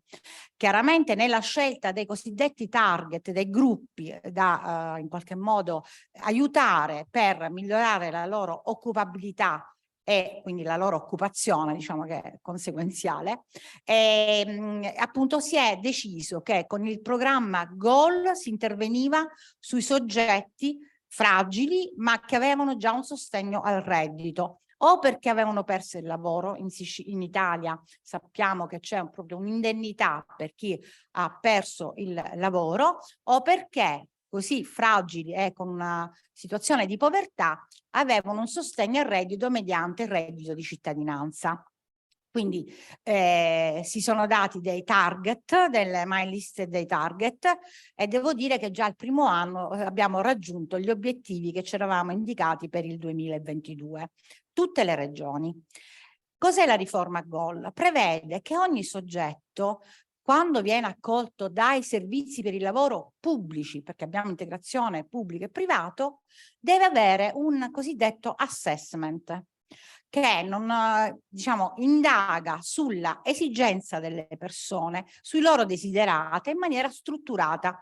E questo assessment, che prima era organizzata in maniera differente da regione in regioni, è stato raggiunto un obiettivo incredibile perché è uguale per tutta la nazione. Quindi tutti i beneficiari godono della stessa tipologia di assessment. Questo assessment cosa individua poi? I percorsi ai quali i soggetti devono essere assegnati. Quindi le persone più vicine al mercato del lavoro. L'assessment si compone, scusate lo dico, di una profilazione, anche se a volte non piace la profilazione, quantitativa, cioè su dati statistici, algoritmi, si individua un minimo di punteggio così, e poi invece abbiamo la profilazione qualitativa, dove invece c'è un colloquio face to face con il soggetto. Quindi a seconda il loro assessment viene assegnato al percorso 1, che è inserimento, cioè sono persone che possono già essere inserite, e il percorso 2 hanno bisogno di un adeguamento veloce, quindi percorsi formativi fino a 150 ore. Il percorso 3 invece devono essere riqualificati e quindi hanno bisogno di un percorso che almeno prevede 600 ore per acquisire delle qualifiche, e il percorso 4 che è proprio di inclusione sociale, sempre però riferiti a questo target, mentre il piano nazionale, che è indirizzato così secondo le raccomandazioni europee a donne e giovani soggetti vulnerabili, appunto ha questi interventi circa 5 miliardi, di cui 3 miliardi solo per le regioni meno sviluppate, dove chiaramente c'è la regione siciliana. Abbiamo dei dati che veramente sono negativi per noi, perché abbiamo i primati della maggiore disoccupazione, minore occupazione, maggior numero dei NEET. Pensate, sui NEET la media europea è del 13%, quella italiana è del 23%, in Sicilia godiamo quasi del 37%, quindi capite bene i numeri quali sono. Però quindi le regioni sottosviluppate hanno maggiore intervento economico. Cos'è l'importanza di questi programmi? Quindi anche per questo piano nazionale che ancora deve essere messo in attività, diciamo, è stato approvato dalla Commissione, ma adesso deve essere discusso con le regioni, è il fatto che appunto secondo il target sono individuati percorsi e questi percorsi sono pronti, cioè voglio dire, il soggetto non deve aspettare una volta che appunto è stato messo in produzione che venga fatto un avviso, un bando, automaticamente verranno assegnati alle agenzie per il lavoro, per percorsi di orientamento o di accompagnamento al lavoro, oppure appunto potranno avere a disposizione mediante uno strumento che penso che tutti conosciamo, che è lo skill gap analysis, perché le persone non possono essere mandate a percorsi formativi tanto per essere mandate a percorsi formativi. Occorre capire il loro desiderata, se i desiderata rispondono alle esigenze del mercato del lavoro e quali sono i gap da coprire. Quindi questo strumento che è stato adottato sempre a livello nazionale, perché la riforma proprio è questa, che finalmente c'è una omologazione, una omogeneità di trattamenti e di strumenti, perché appunto si utilizzano strumenti, metodologie comuni e quindi il beneficiario di Palermo avrà gli stessi strumenti, le stesse metodologie del beneficiario di Trento. Diciamo, tendenzialmente i LEP, i livelli essenziali delle prestazioni, questo dovrebbero garantire. Quindi io dico che l'innovazione rispetto a quello che era Garanzia Giovani precedente è che si dà molto importanza alle reti, ma non alle reti solo delle imprese o delle agenzie, ma soprattutto del terzo settore, dell'associazionismo, quando ha fatto la relazione come intercettiamo i NEET, che è il problema un po' di tutti, no? Chiaramente sono due gli aspetti. Uno, intervenire con le scuole e noi abbiamo dei progetti proprio anche sul piano giovani dove bisogna fare partnership con le scuole, con gli istituti tecnici, con gli enti di formazione e anche il fatto appunto di quindi intercettarli prima o di capire come poterli raggiungere e quindi tutti gli strumenti che possono essere necessari. Quindi sono dei programmi che, dico, Goal è già partito e che riguarda appunto quelle categorie. Poi abbiamo il piano giovani, donne e soggetti vulnerabili, quindi disabili, i soggetti che soffrono di discriminazione, soggetti alle tratte, gli immigrati che, insomma, diciamo dei soggetti che hanno bisogno maggiormente di un'assistenza integrata fra servizi sociali, perché anche questo ci richiede la Comunità Europea, l'integrazione fra il sociale, il lavoro e la formazione.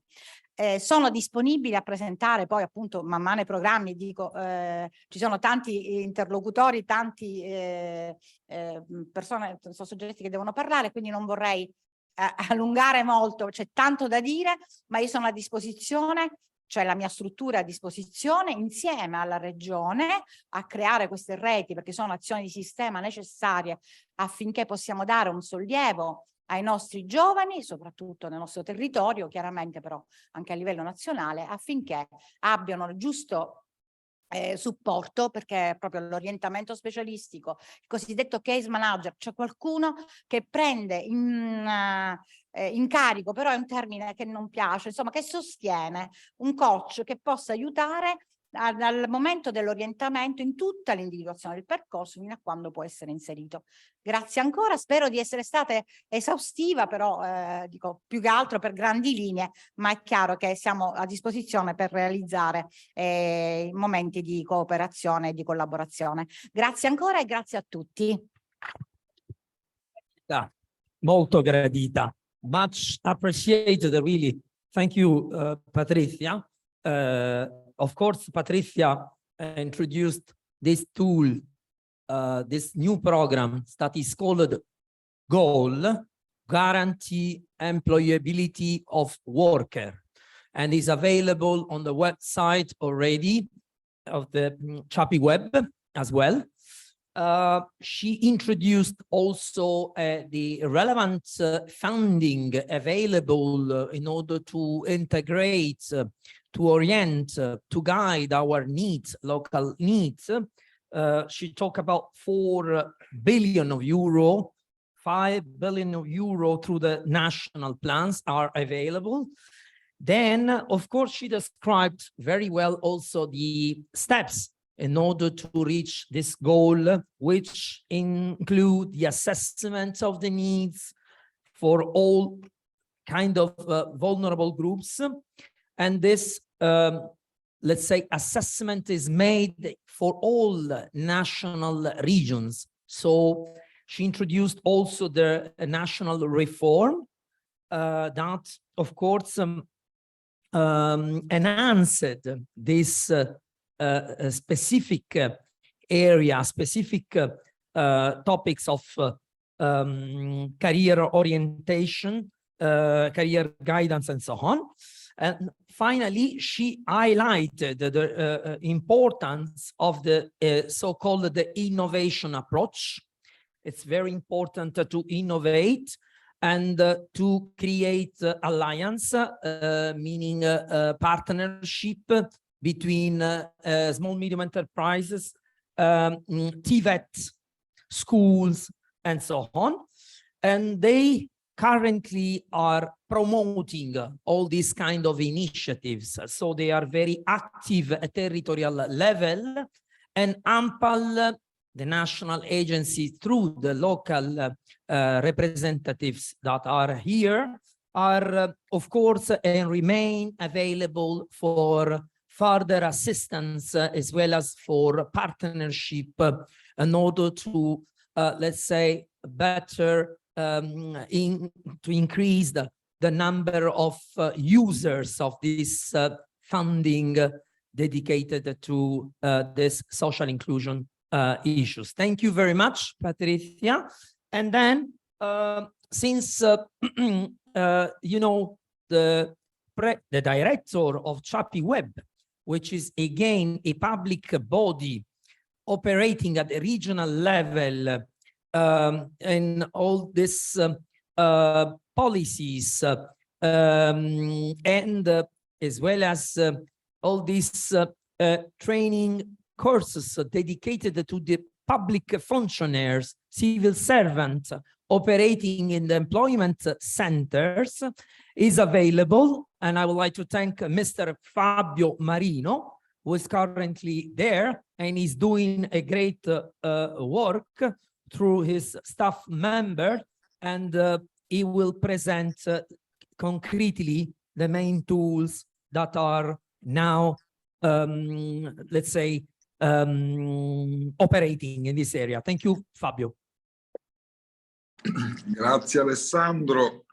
Mi sa che posso procedere in un'unica tirata rapida e tu poi provvederai alla traduzione. Ho inteso bene? Mi sentite? Sì, molto bene, Fabio. Perfetto, no? Allora, intanto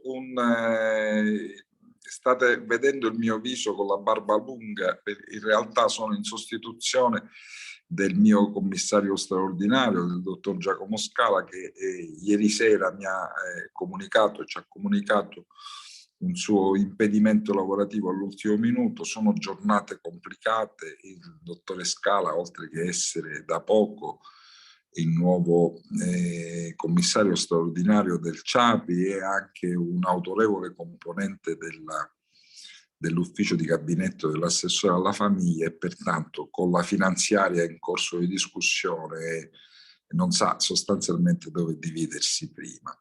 E sorridevo alla presentazione di Alessandro, nel senso che il direttore del CHAPI Gola alla fine sta diventando, come dire, un mantra che mi rassicura e mi riempie di soddisfazione, nel senso che il CHAPI ormai, come dicevo anche nell'intervento di ieri, si sta caratterizzando da alcuni anni a questa parte come hub tecnologico a servizio delle politiche attive nella regione siciliana. E considerato quindi che il recinto finanziario discendente sia dal PNRR che da altre misure, da altri finanziamenti extraregionali e sempre di carattere comunitario, è estremamente importante per il buon esito e per la messa in opera di tutte le politiche attive, oltre che il buon senso richiamato naturalmente dall'intervento che poco prima di me ha fatto Patrizia Caudullo, è che un'operazione del genere, che ha un target rilevante di soggetti, parlo di goal, ma parlo anche della parte conclusiva di Garanzia Giovani 2, come a voi noto, non può non essere trattata tecnologicamente con un profilo abbastanza alto. In questo senso non posso che offrire una testimonianza diretta del ruolo che il CIAPI si è lentamente ritagliato in questi anni, nel senso che è titolare, padrone, ecco, tra virgolette, possessore, tenutario delle chiavi di sistema che man mano nel corso di questi anni ha affinato sulla gestione tecnologica e informatica delle politiche attive, e questo, come detto già in altre occasioni, non solo ieri ma anche in altre occasioni, che ci ha visto in comune con gli amici dell'Arces. Noi per indole siamo, come dire, deputati istituzionalmente come dire, a trasferire laddove richiesto o a fare da chioccia nel caso dovesse essere così evidenziato la nostra esperienza, e a come in un certo qual modo a trasferirla anche a quelle regioni, a quei paesi che ne potessero avere bisogno, proprio nello spirito di condivisione e di condivisione di ciò che di buono è stato fatto. In questo senso la testimonianza che io posso fare della struttura del CIAPI, di cui mi onoro di far parte da un anno a venire a questa parte, è una testimonianza decisamente positiva.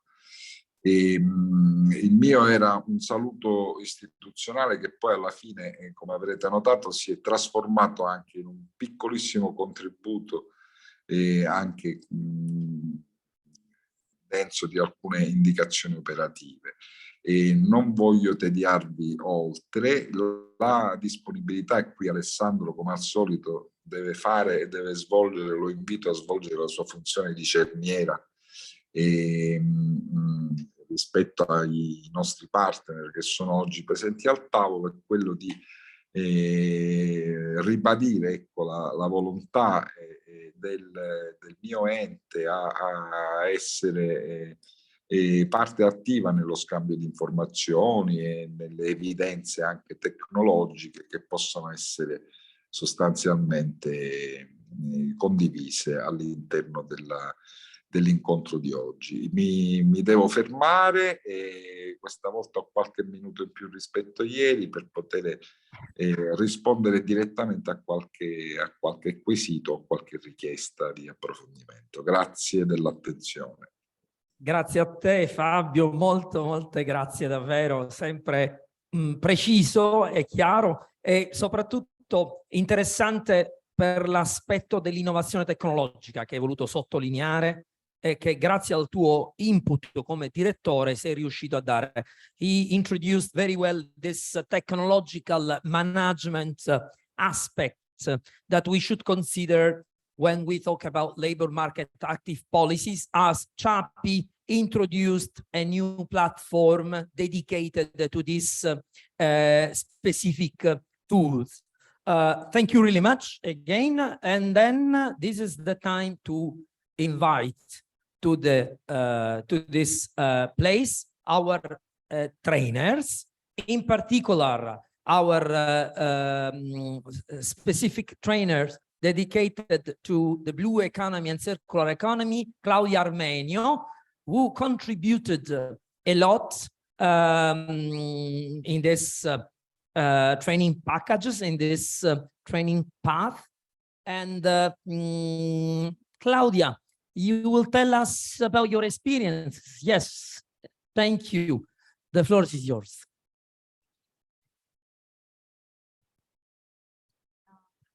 presentation Armenio. Yeah, yeah. Okay, have you got the... Yes. Buongiorno a tutti. Io sono qui in rappresentanza di tutto il corpo docente che si è occupato dei corsi a Palermo, quindi ringrazio Alessandro Arces e soprattutto i miei colleghi, perché solo grazie a un lavoro circolare fatto insieme, la parola che ci ha accompagnato durante tutto il nostro percorso, siamo riusciti a strutturare e a formare questi ragazzi. Per quanto riguarda, quindi, sono qui in rappresentanza del modulo della Blu e della Circular Economy, che ha visto un approccio. Io qui oggi vi mostrerò la nostra attività condotta nell'arco di tutto il progetto e di come si è evoluta nella strutturazione dell'approccio didattico, che è voluto essere molto dinamico, con i limiti legati comunque alla pandemia. Noi partiamo in un momento in cui ancora le restrizioni Covid ci hanno imposto un incontro da remoto che ha portato non poche difficoltà. Come da strutturazione della metodica ci siamo ispirati al modello delle 5E, che è un modello d'approccio utilizzato nella didattica per le materie STEM, cioè la didattica degli insegnamenti scientifici e tecnologici, cercando di renderla il più semplice possibile. Quindi un percorso anche qui circolare, in cui i ragazzi sono stati coinvolti principalmente a esplorare, ad acquisire le spiegazioni, le conoscenze e fare loro stessi degli elaborati per arrivare infine ad una valutazione anche un'autovalutazione insieme allo stesso insegnante. Come vi dicevo, siamo partiti nell'ottobre 2021, le lezioni online sono state, seguendo quello schema molto meno rigido di un semplice approccio insegnante-studente. Abbiamo cercato tutti noi insegnanti dei diversi moduli di rendere quanto meno distante l'incontro con questi ragazzi, amichevole, coinvolgente, ripeto, nei limiti di essere dietro uno schermo. E per questo, oltre alle presentazioni in PowerPoint ricchi di possibilmente immagini, abbiamo utilizzato digital tools come infografiche e l'aiuto di siti web, dove era possibile anche fare degli approfondimenti su tematiche specifiche. Aggiungiamo riferimenti sitografici e anche tutte le fonti da cui prendevamo le nostre informazioni, insomma, i contenuti delle nostre lezioni. Come rendere appunto più coinvolgente il tutto, a volte per spiegare concetti, ripeto, scientifici difficili da comprendere molto spesso perché troppo tecnici, partivamo direttamente dal fare una domanda per andare a capire quali fossero già le conoscenze pregresse dei ragazzi. Quindi cos'è lo sviluppo sostenibile? Una domanda posta prima ancora di spiegare il concetto stesso, e da lì far nascere così dei dialoghi, delle discussioni, ripeto, per provare a non ad avvicinare i giovani, i ragazzi, tutti i NEET, alla comprensione più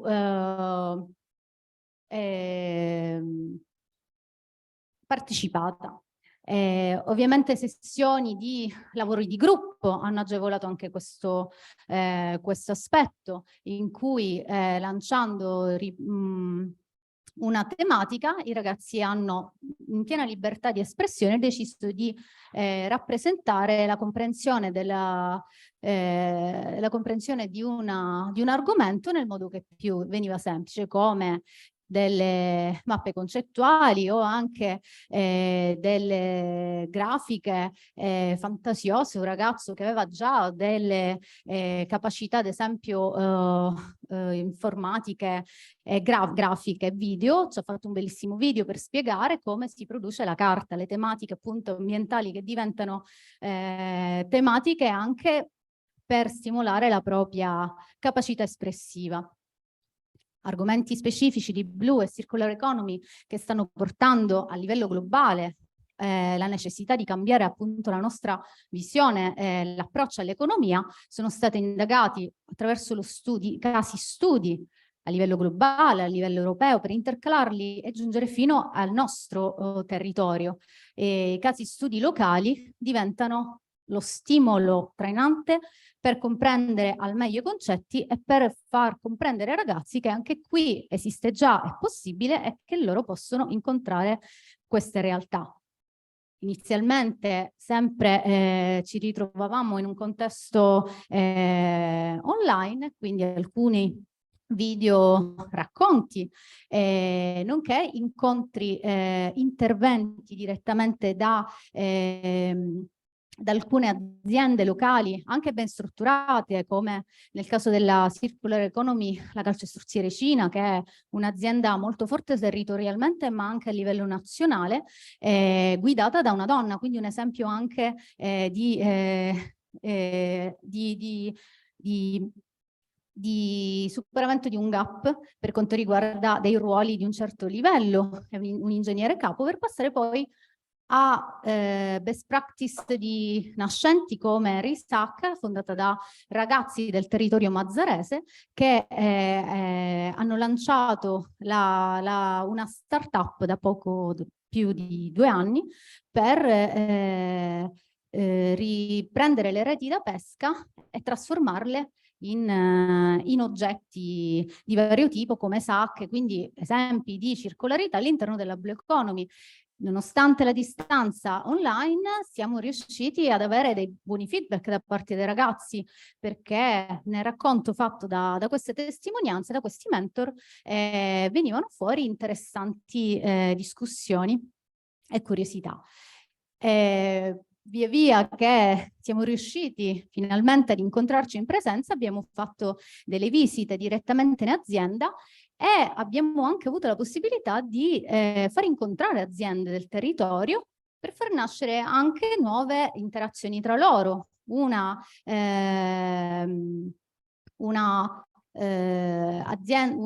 Una cooperativa che si occupa di turismo responsabile incontra una nascente startup tessile, guidata anche questa da donne, e lì nascono incontri e discussioni su vari livelli.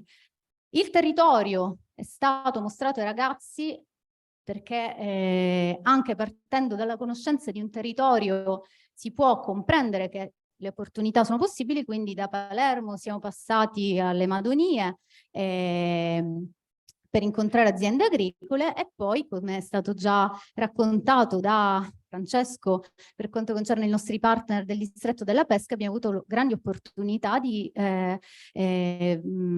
incontrare rappresentanti di aziende di tutta la filiera ittica, quindi una visita sul peschereccio, quindi dalla cattura alla lavorazione fino alla distribuzione e alle aziende del settore terziario, nonché anche incontrare maestranze locali, pescatori che ancora portano avanti la loro tradizione e che a questi giovani raccontano la difficoltà di portare avanti antichi mestieri, forse si stanno perdendo, perché non rivalorizzarli? Esperienza importantissima, oltre a quella del mentoring, è anche l'esperienza delle job shadowing. Noi siamo sempre nel territorio trapanese, il turismo La Tramontana ci ha permesso di fare un bellissimo laboratorio sulla incocciatura del couscous, tradizione del nostro territorio trapanese. Anche lì vi porto l'immagine del pescatore che un tempo aveva il peschereccio e che oggi ha trasformato, grazie alle generazioni future, la sua azienda anche in un'azienda di IT turismo, quindi dalla pesca alla tavola. Il territorio si conosce anche attraverso il cibo e anche attraverso il cibo si possono creare nuove forme di imprenditoria. Territorio sempre trapanese, abbiamo passato un giorno con i pescatori, avete visto anche prima questa immagine, abbiamo avuto l'opportunità di vedere una pesca in diretta, riprendere le reti, poi nuovamente una calata e perché no anche comprare il pesce, quindi parlare direttamente con i pescatori. Sempre job shadowing del settore della circolarità, un laboratorio tessile, dove, ripeto, gli approfondimenti specifici sono stati tanti, da un'idea comune, cucio e creo qualcosa, posso però diventare una piccola imprenditrice. Quindi da un racconto alla messa in pratica, anche noi possiamo realizzare qualcosa. Anche qui gap di genere li abbiamo del tutto scavalcati, per cui ci siamo divertiti e finalmente appunto siamo passati dall'essere a distanza ad essere tutti insieme in un'aula e a dare un grande contributo a raggiungere gli obiettivi del progetto, che erano proprio quelli intanto di far conoscere il territorio, far conoscere questa opportunità e perché no scoprire noi stessi la capacità di poter realizzare, di poter anche entrare di poter pensare di poter fare qualcosa che non pensavamo possibile. Per verificare l'approccio delle conoscenze abbiamo somministrato infine dei questionari. Ho dato anche l'opportunità ai ragazzi di poter presentare un loro progetto di lancio di una loro idea, di qualcosa che magari avevano già in mente o che lungo il corso è venuto fuori nell'applicazione appunto dei due settori, della blu e della circular. Infine è stato assegnato un certificato di partecipazione, abbiamo anche fatto delle cerimonie di consegna e abbiamo concluso in questo modo un percorso che ha, oltre a dare appunto informazioni, a formare sulle tematiche, anche creato delle relazioni umane molto belle tra i ragazzi e anche tra noi. Qui faccio ringraziamento a tutti i partner che hanno contribuito insomma a rendere questa didattica e tutto il corso dinamico, coinvolgente. Tra questi posso invitare il nostro dottor Natale Amoroso, se vuole venire a raccontare la sua esperienza.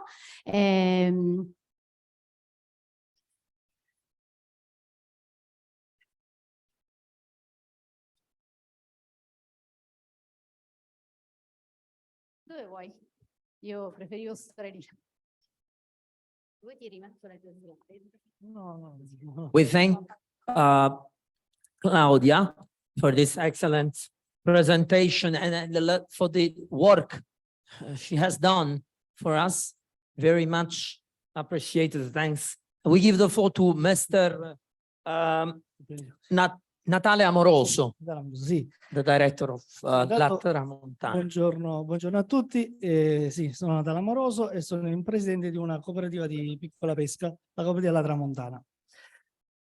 Io ho, diciamo, sin da subito, quando ho avuto l'invito da parte, diciamo, vostra a far parte di questo gruppo, nel senso, come partner, subito ho accettato, anche perché è nella nostra filosofia dare diciamo know-how e soprattutto cercare di intraprendere iniziative che vanno al di là della semplice attività imprenditoriale del settore della pesca.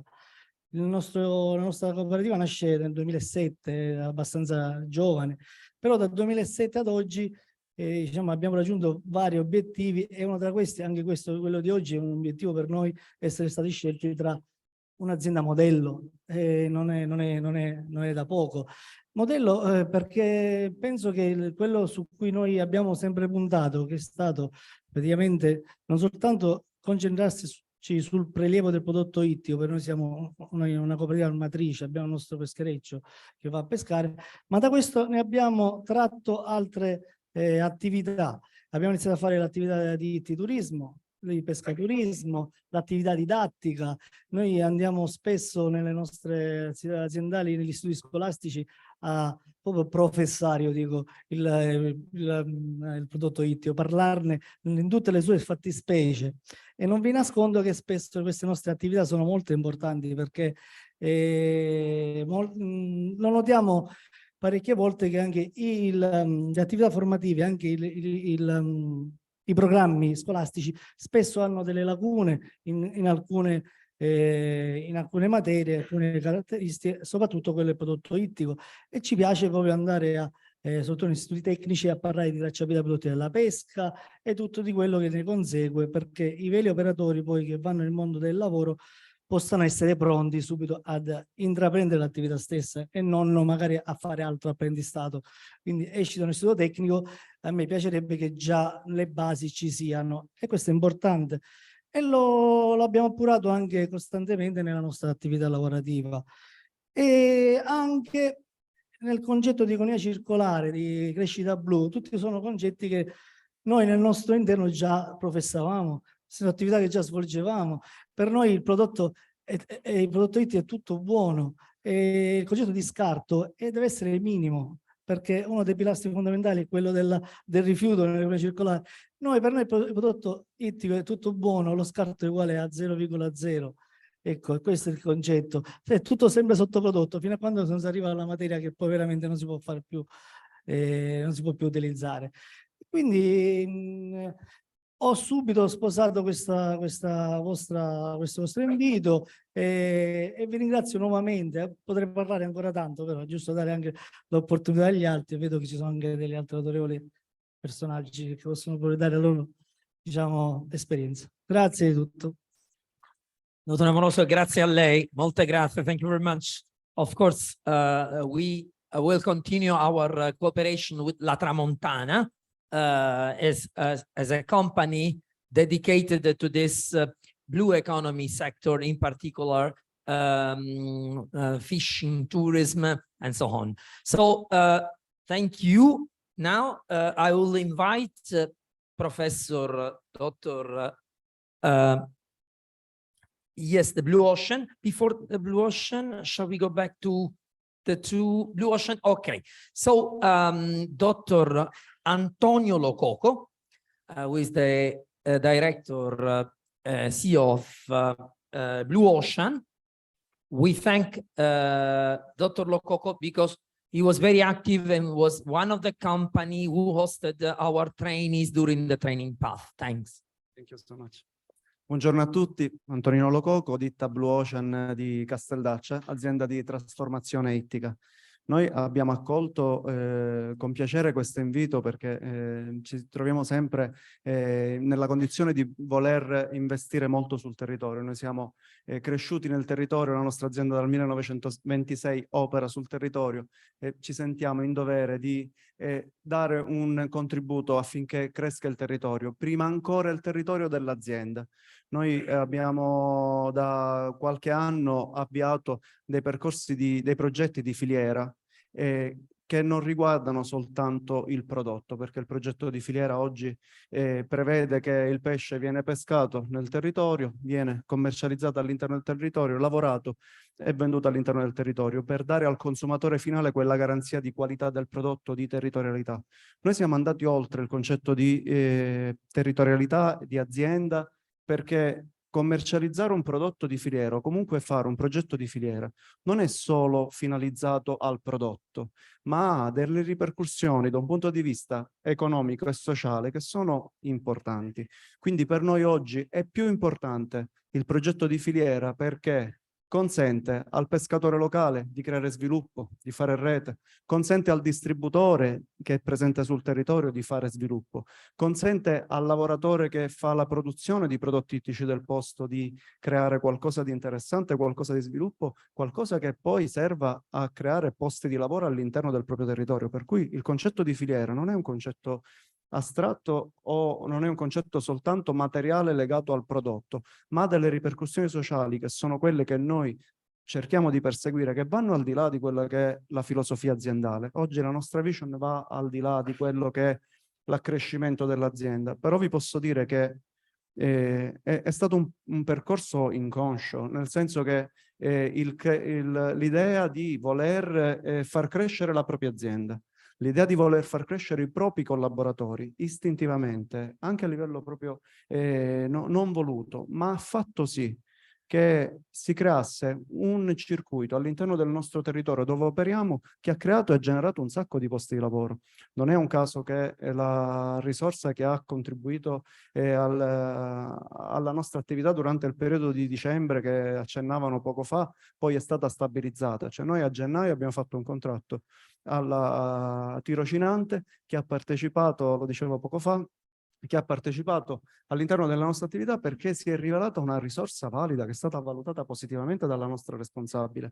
Per cui il concetto oggi di filiera, il concetto di sviluppo, il concetto di anche il rispetto dell'economia, economia circolare, deve andare al di là di quello che è la crescita professionale e la crescita aziendale. Oggi abbiamo una responsabilità e la responsabilità sociale delle aziende che operano nel territorio vi assicuro che è maggiore rispetto a quello che può essere invece lo sviluppo della propria azienda. È una cosa che facciamo magari inconsciamente. Siamo ambiziosi perché dobbiamo far crescere l'azienda, siamo ambiziosi perché dobbiamo crescere noi come persone, ma non ci rendiamo conto che invece, aderendo a questi progetti, andiamo a valorizzare quello che è il territorio e quello che è tutto un mondo che ci appartiene. Per cui siamo stati onorati e fieri di partecipare a questo progetto.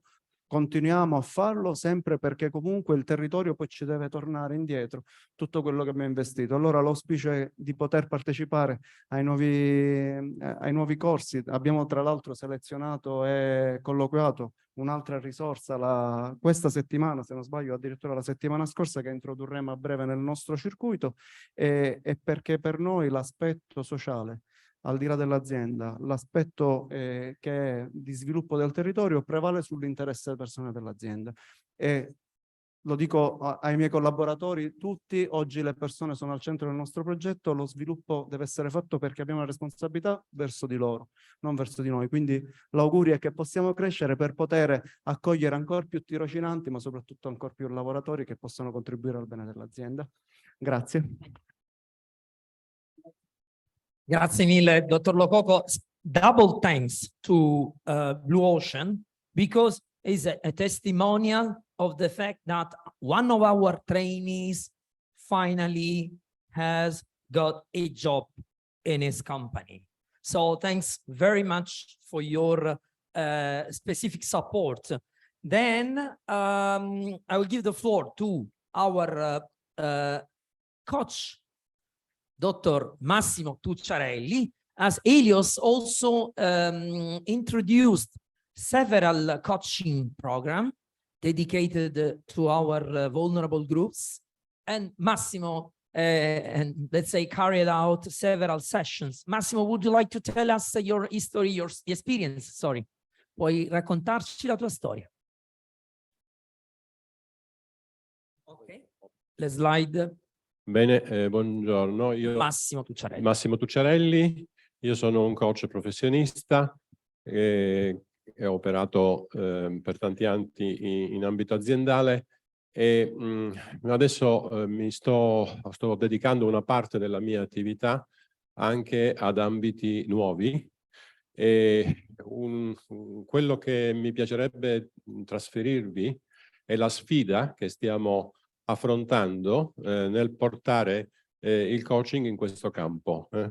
Voi immagino sappiate che l'ambito in cui il coaching è più diffuso nel mondo è quello del top management, quindi persone di livello che utilizzano il fatto di potersi confrontare con una persona esterna per avere un aiuto nel pensiero creativo.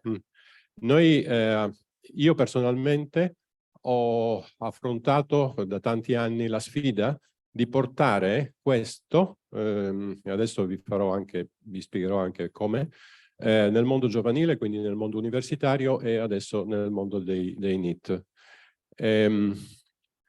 Allora, prima di dirvi quello che abbiamo fatto concretamente qui, penso che è utile trasmettervi alcuni concetti. Vediamo se funziona. Ecco, perfetto. Allora, che cosa è il coaching? È una metodologia di aiuto al cambiamento per situazioni complesse.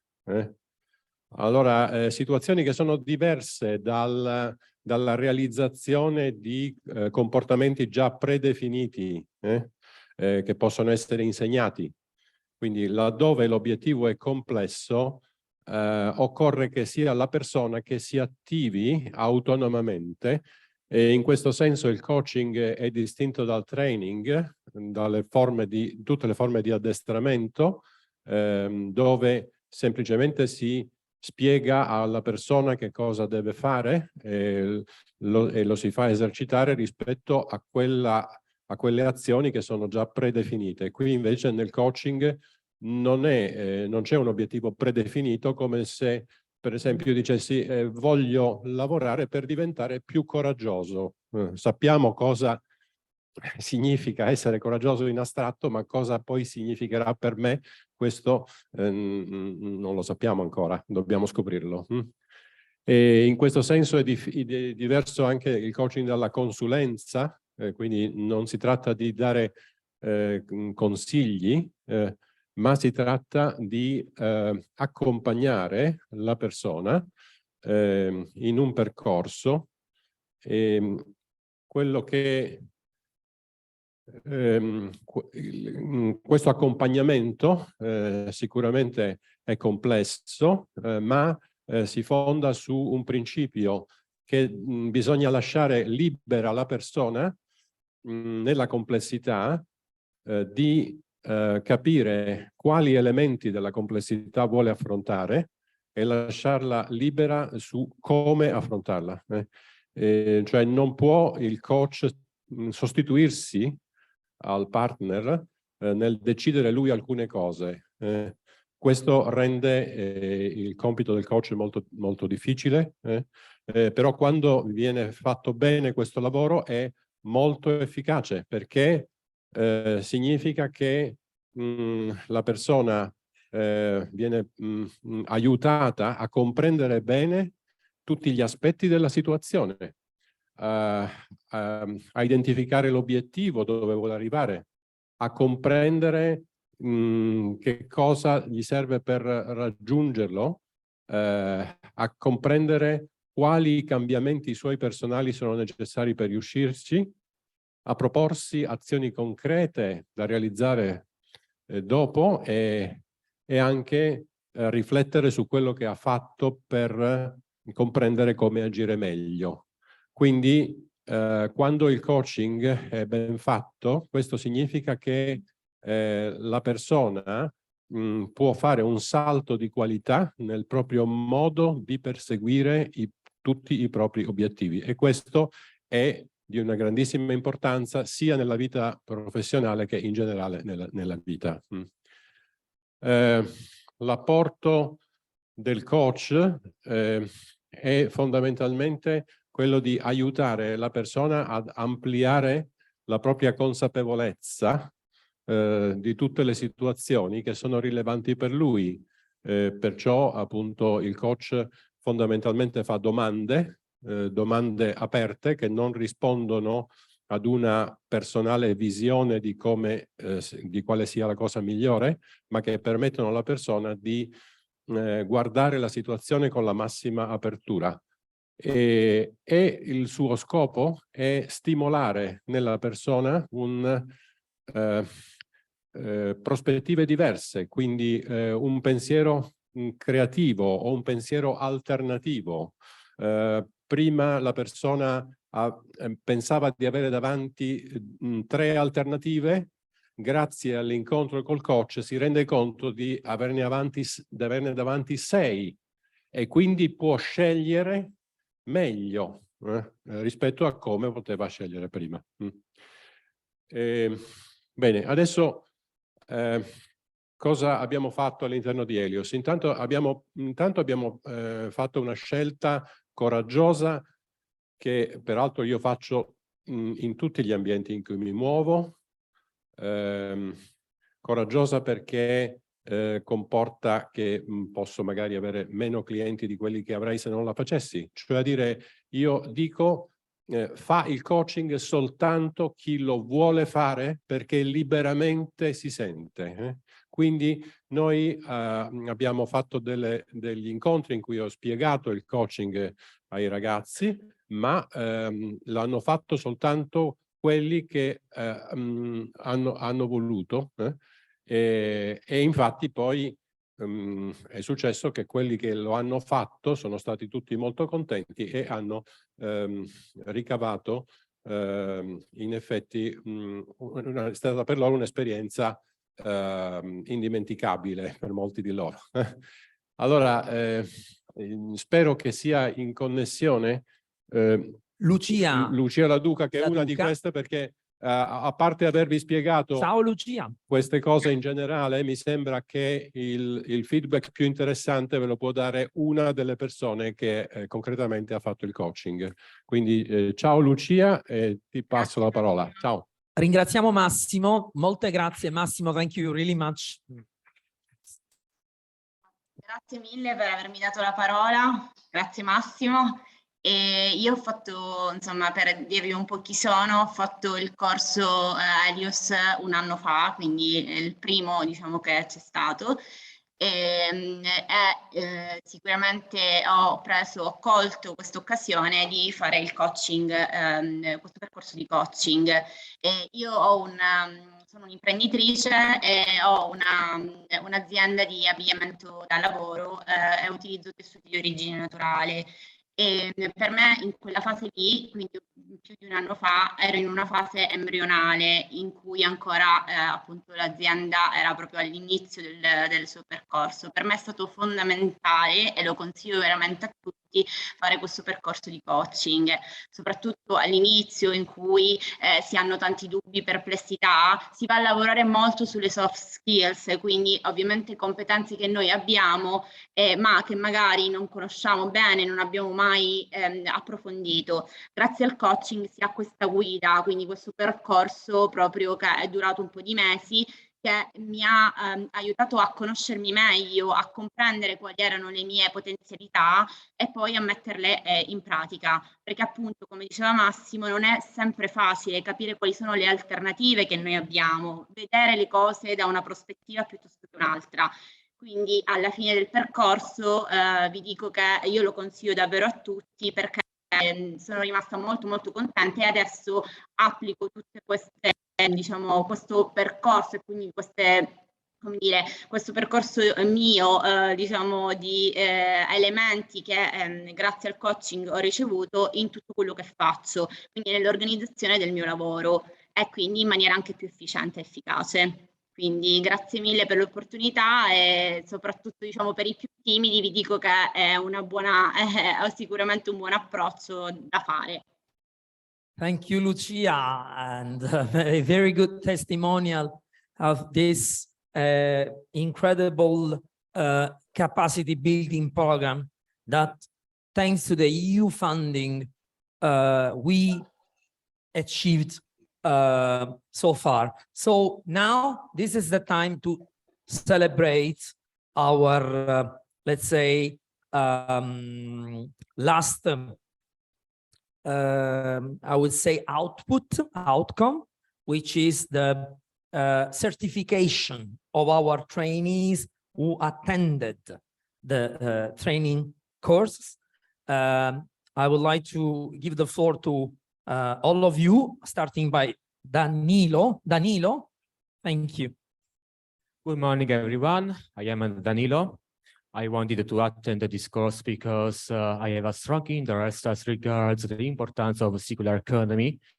And regarding my personal point of view, I can say that this course, this last edition of this course, allowed me to be aware, conscious of the importance of circular economy and blue economy within the local context, the Sicilian context. To be honest, I wasn't aware of the presence of many Sicilian stakeholders, which in turn operate in this specific relevant sector.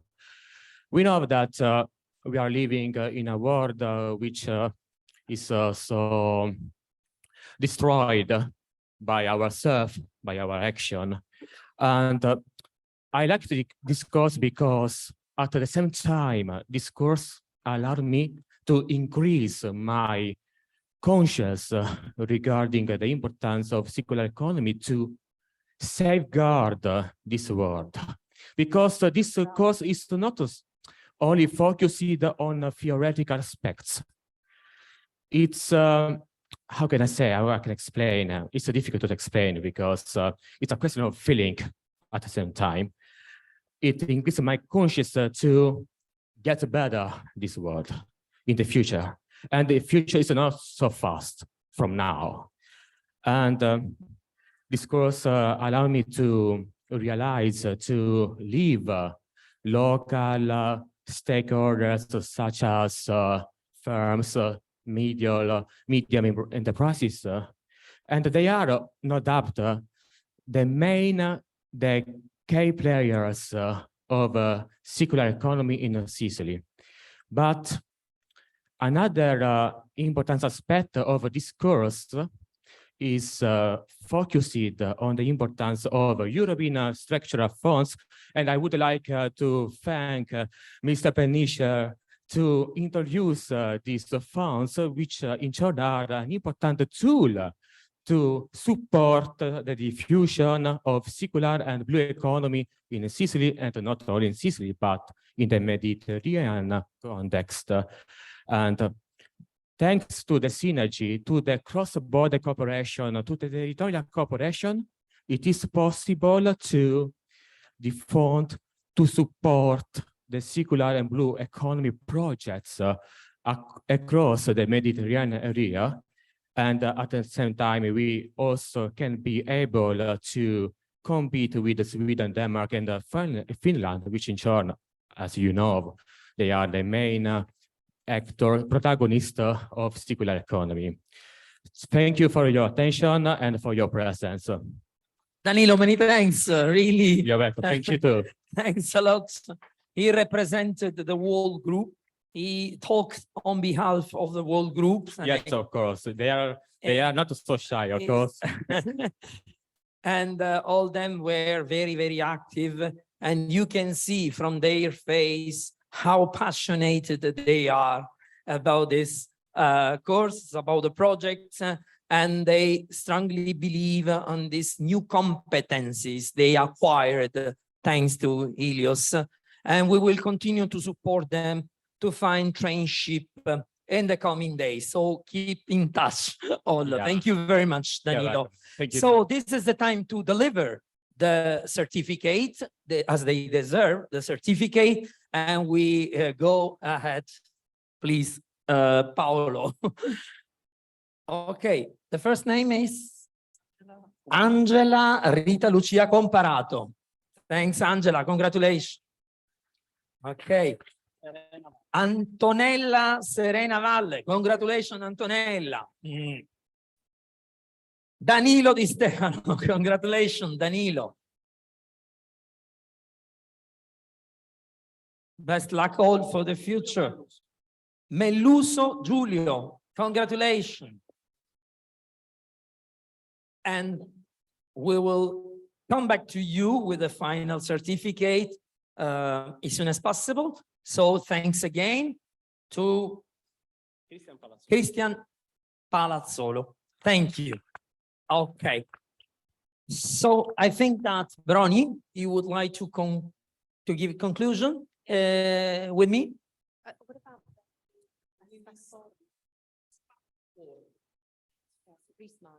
is it online still? Okay, we have one last speaker from another project called Resmile. It's another NECBC project. They had similar objectives, similar indicators. So he was going to give us a quick overview of his work, of their work. But we're just going to check he's still online. If not, we've finished. This is our concluding HELIOS event. We've still got a few things to do in the last month before it concludes, but great conclusion to our project. Okay, we've got Marina. Thank you very much. Thank you, Marina, and sorry for being late with you, and thanks for your passion. So Marina is representing one of the brother of HELIOS project, RESMILE. It's a project, a standard project founded by the European Union under the same program, and Marina will tell us her experiences within the same topics. Thank you, Marina, for joining us. Thank you everyone. Can you hear me well? Yeah, very well, thank you. Okay, great. Thank you. So thank you so much to have me. It was a pleasure and very fruitful to see all your activities in Arches for Will. I mean, we are always talking about what we are doing, but when we have people, when we have talks, testimonies and so on, it's always much more, we have the good picture in mind.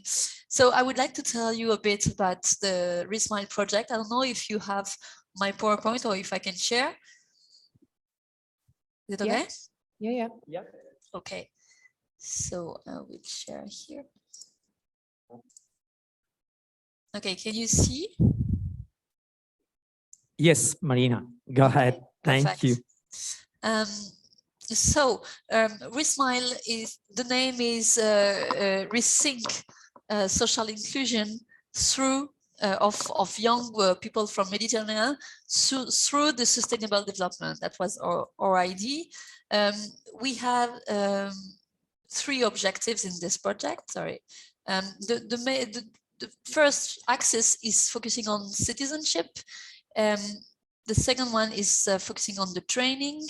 And the last one is about entrepreneurship. The first one, so focusing on citizenship, it was more about sensitization of young people on sustainable development and what they can do in their daily life. So we developed a web portal that you can use. Everything is free on it. So you can use those resources that we collected and also that we made. We made some new resources.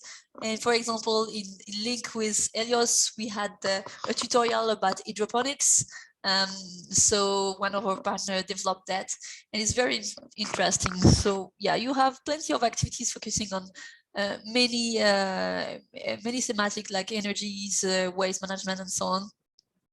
So you can have this, and these activities were implemented by some partners like association or social center working with us in order to sensitize young people.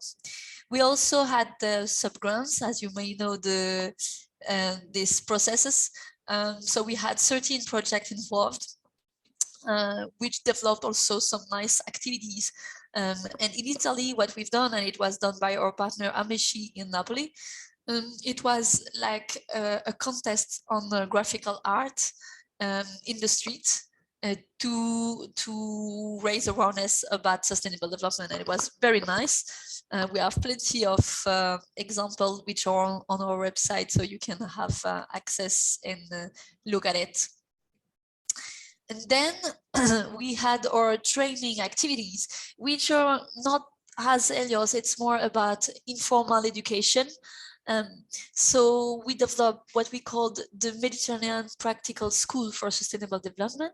Through 16 workshops, we have implemented 11 of them and 5 are to be implemented. 4 are coming very, very soon in the next month, and 1 still open until maybe April. I forgot to say that we are developing our action in Lebanon, Tunisia, Jordan, Italy, and France. So that you can have a look of the activities, coming activities, and if your beneficiaries would like to participate, of course they will be welcome. So the workshop, what we call the workshop, are 15 days of work in another country or in their own country of the young people, focusing on one sustainable development thematic. Then we have some eco-mission, which are like a 3 months experience, like an internship, if you can say, which are developed in all the countries, again, of our project. For example, there are some coming next month. One is focusing, for example, on energy auditing of facilities like touristic facilities, for example, or it can be applied to any building. We know that energy audits will be very demanded work in the coming years, and for example, it was our choice to make this a commission in order to have technical skills, not just transversal skills, but also technical skills in order to be able to implement a diagnosis, for example. And then the last axis of our project is focusing on entrepreneurship. So the young people who would like to launch their business about sustainable development and about environment can reach our eco incubators. So we have one in France, in Marseille. We have one in Italy, which is called Grow Up in Genoa. In Lebanon, we have Econisia in Tyre. We have also in Tunisia, we have two of them. Demari, which is in Hammamet with our partner AERE, and the last one in Tunis. All those participants in the Eco Incubator will have the chance to enter the sub-grant process, which will be launched in February or maybe March now, and might win 4,000 euros in order to launch their business. So if you have in mind some beneficiary who would like to launch their business, you can give them the name of the Eco Incubator, and maybe we never know, they might be winners. That's what I wanted to share with you about RISMILE. I don't know if you have any question. I know I had to be quick, so I presented very slightly, very light. But I'm still here. You have my email if you want any more information. Just tell me. And thank you very much. Marina, many thanks. Always close to us and very clear, and in particular, very interesting your presentation, since RISMILE is one of the projects that is, let's say, capitalizing with Helios several outputs. And Marina highlighted this relevant let's say, deliverable, or say output, that is this practical school for sustainable development. Would you please tell us what exactly does it mean, this practical school? What kind of practical things your needs, your vulnerable groups have done? Thanks. Yes, thanks. Yeah, so the Mediterranean School, it will be, we will put all the information about the trainings which were made in an ebook, so you can discover all of them. So it has into it, we have the workshops and the eco mission. So for example, we have the workshop on, for example, fire prevention in Tunisia, a forest fire. So the young people will go to meet, how do you say, pompier, the firemen. Yeah, the firemen, for example, they will, thank you, sorry. So they will demonstrate, they will show, well, they will speak about their work, they will make a real intervention, even it's blank, blank intervention like fire in forest and how we work and so on. So they will discover the job, but also you will have some activities in order to how to enhance the forest. So how we can use the forest in a sustainable way, and in order not to, for the people to use it just for the corn, the charbon, for fire. I mean, if you want to have some wood. So the idea is we have to change our mind to the forest in order to enhance it. And in this way, for example, we have activities with those firemen and enhancement of activities, other activities in the forest. That's one of the example I can say. I don't know if I'm answering. Very clear, Marina, very clear. And surely we will follow you in the next coming days and months, because this is an extremely interesting project providing other kind of approach to tackle this social inclusion issues. Thank you, Marina, for your testimonial. Thank you very much. Thank you for being with us and supporting us through your really precious time and dedication. So now, thank you, Marina. Yes. Okay. Good luck for your activities. So now I think it's the time to also give a special thanks to our student from the so-called ETS InfoMob, which is one of the technical institute, a foundation dedicated to the blue economy. And I would like to invite a few seconds the president, who is Mr. Giuseppe Rallo. Giuseppe, I would like to invite you a few minutes to explain to you what this foundation institute ETS InfoMob represent for us. Bene. Sì, buongiorno. Sì, in effetti è vero, io sono il presidente di una fondazione ITS che oggi peraltro è rappresentata da questi ragazzi che avete notato in divisa sicuramente, che sono ragazzi di un corso per allievi ufficiali di coperta e di macchina. Bene.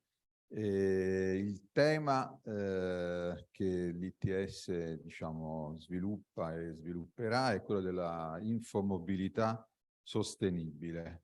Quindi diciamo c'è molta coerenza anche rispetto agli obiettivi del progetto HELIOS e riteniamo effettivamente che sul tema anche della mobilità ci sia ancora molto da fare e da progettare.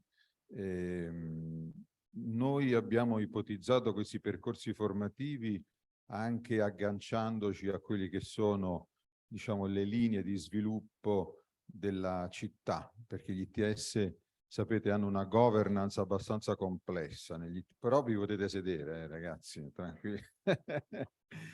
Nel senso che ci sono un po' tutti i vari attori interessati alla formazione, in questo caso tecnica superiore, quindi c'è l'ente di formazione, c'è l'università, c'è l'ente locale, la scuola, in questo caso il Vittorio Emanuele III, cioè tutti i soggetti deputati a definire quali sono i profili formativi su cui investire.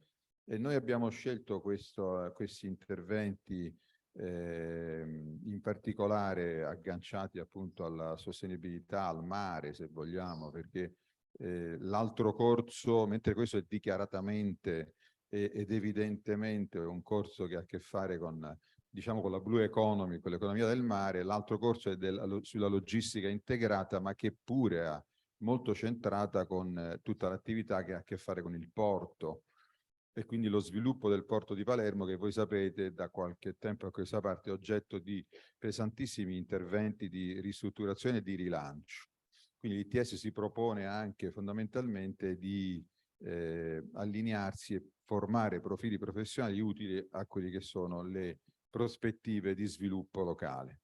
In questo senso stiamo, diciamo, lavorando, siamo stati costituiti relativamente da poco, perché questo è il terzo anno, però sicuramente le prospettive sono buone, e credo che appunto, come ci siamo detti per tutta la mattina di oggi, diciamo, il tema della sostenibilità dell'economia del mare effettivamente è una concreta prospettiva di sviluppo del nostro territorio e della nostra città, anche in chiave evidentemente mediterranea.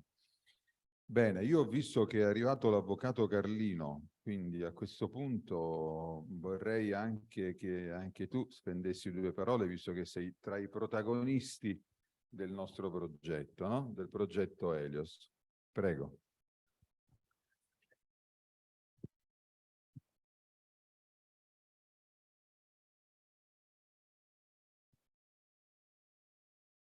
Sì, buongiorno. Scusate il ritardo. Grazie per averci invitato, grazie a tutti per essere presenti. Vedo parecchie facce conosciute che mi fa piacere reincontrare. In modo particolare, scusatemi, ma mi permetto di salutare un amico carissimo del distretto della pesca e del Blue Sea Land, che è arrivato appositamente dalla Tunisia. Il progetto Helios è ormai giunto alla fine e noi con grande orgoglio ci sentiamo di avere in qualche maniera partecipato alla riuscita del progetto. Ci sono stati dei risultati importanti. Io mi permetto di dirne 2 tra tutti gli altri, e cioè che per il reinserimento dei NEET abbiamo avuto 2 persone che hanno ottenuto attraverso 2 aziende socie del distretto dei contratti e si sono inserite a pieno titolo come collaboratrici, lavoratrici all'interno di queste 2 aziende. La collaborazione con tutti i partner, che è stata una collaborazione che è durata nel tempo, giustamente per tutto il tempo del progetto.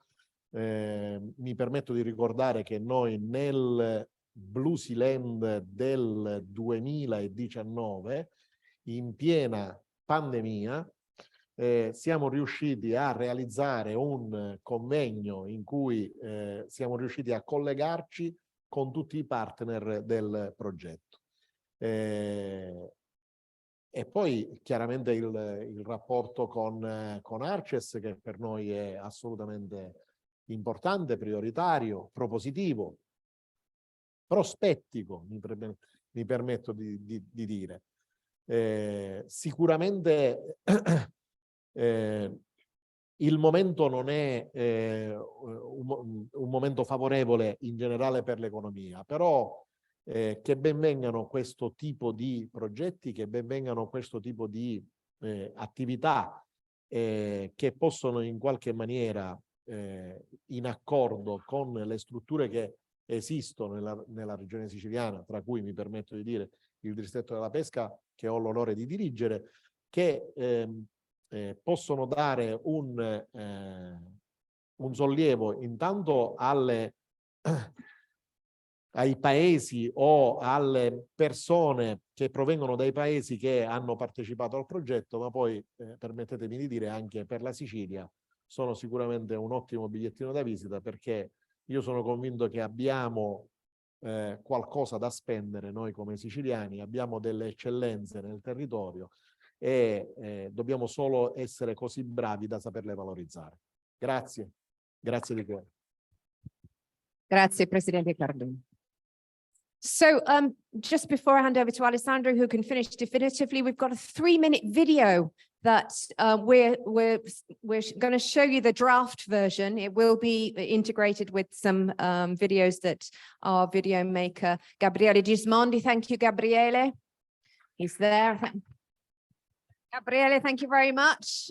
He's going to integrate it with some of the stuff he's been taking today, some of the photos you've seen him in the last 2 days busy. So we're just going to send you the draft video of the Helios project. It's the result of videos that all of our partners have sent us, of the material of all of our 6 countries, and it's just a short idea of what went on in the other countries. Thank you.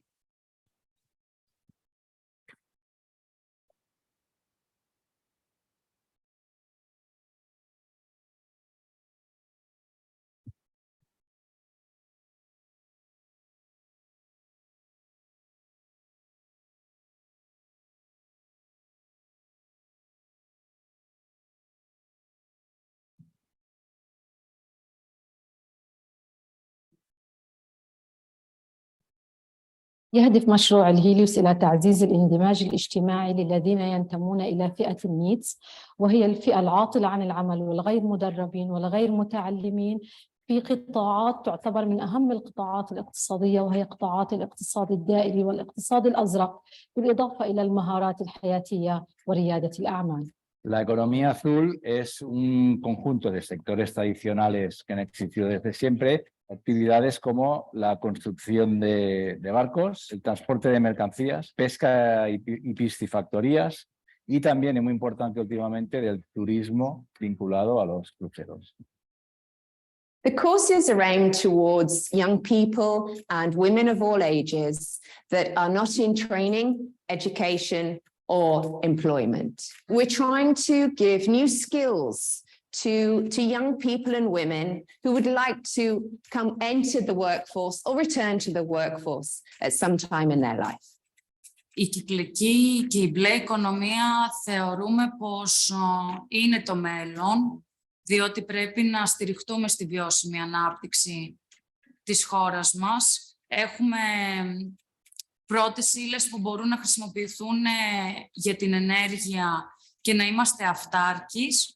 قمنا بتدريب الطلاب على مجالات متنوعة. بالنسبة للاقتصاد الأزرق دربنا الطلاب على الواقع البحري لقطاع غزة، على الأفكار التي تحل المشكلات التي يعاني منها العاملين في القطاع البحري، أيضا القطاع السياحي الخاص بالاقتصاد الأزرق. بالنسبة للاقتصاد الدائري y después hacemos toda una parte que es visitar a empresas del sector azul y circular precisamente para acercar a estas personas a lo que son estos dos sectores en los que se centra el proyecto. Bueno, me parece interesante cómo está estructurado el proyecto, de una manera en que tú empiezas a perfilarte y por medio de las herramientas le das un orden que esto quede en el currículum reflejado. Abbiamo fatto delle bellissime esperienze. Mi si è aperto un mondo che prima effettivamente sconoscevo. Ho scelto di fare questo corso perché il mare è stata sempre la mia passione. Ho acquisito nuove competenze sia sul campo della Blue Economy ma anche sull'economía circolare. Me encontré con el programa HELIOS, me dio un montón de herramientas para empezar a buscar trabajo de una manera diferente, pero con las herramientas que yo necesito para el mercado laboral español. مشروع هيليوس كان حافز قوي وممتع للعودة للدراسة بعد توقف عنها فترة من الزمن، حيث يستثير العقل في أفكار إبداعية وأفكار سياحية واستثمارية، مشاريع جديدة ومصطلحات جديدة. Quello che penso che mi stia dando questo corso è proprio l'entusiasmo, è un po' una spinta e una direzione verso un mondo che per me è totalmente sconosciuto.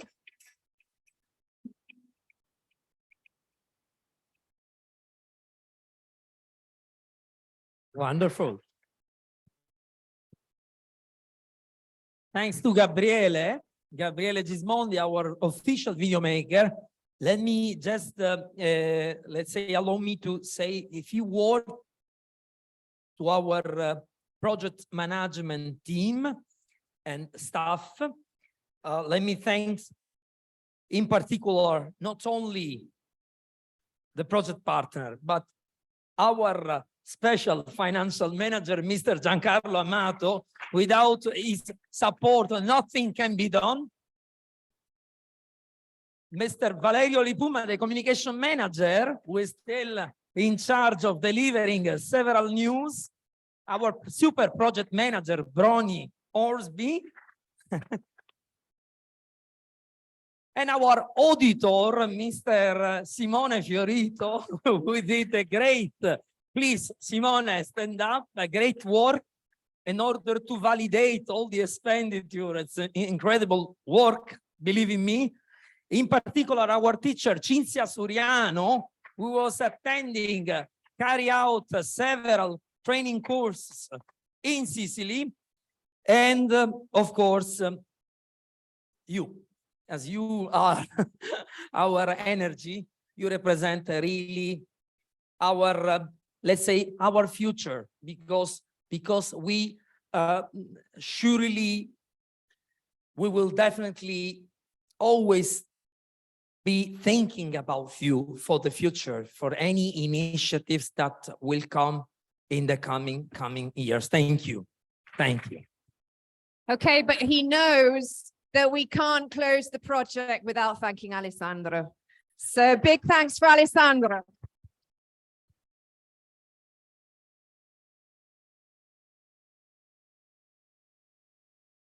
Okay, guys, we finished? Yes, lunch. Go ahead. Lunchtime.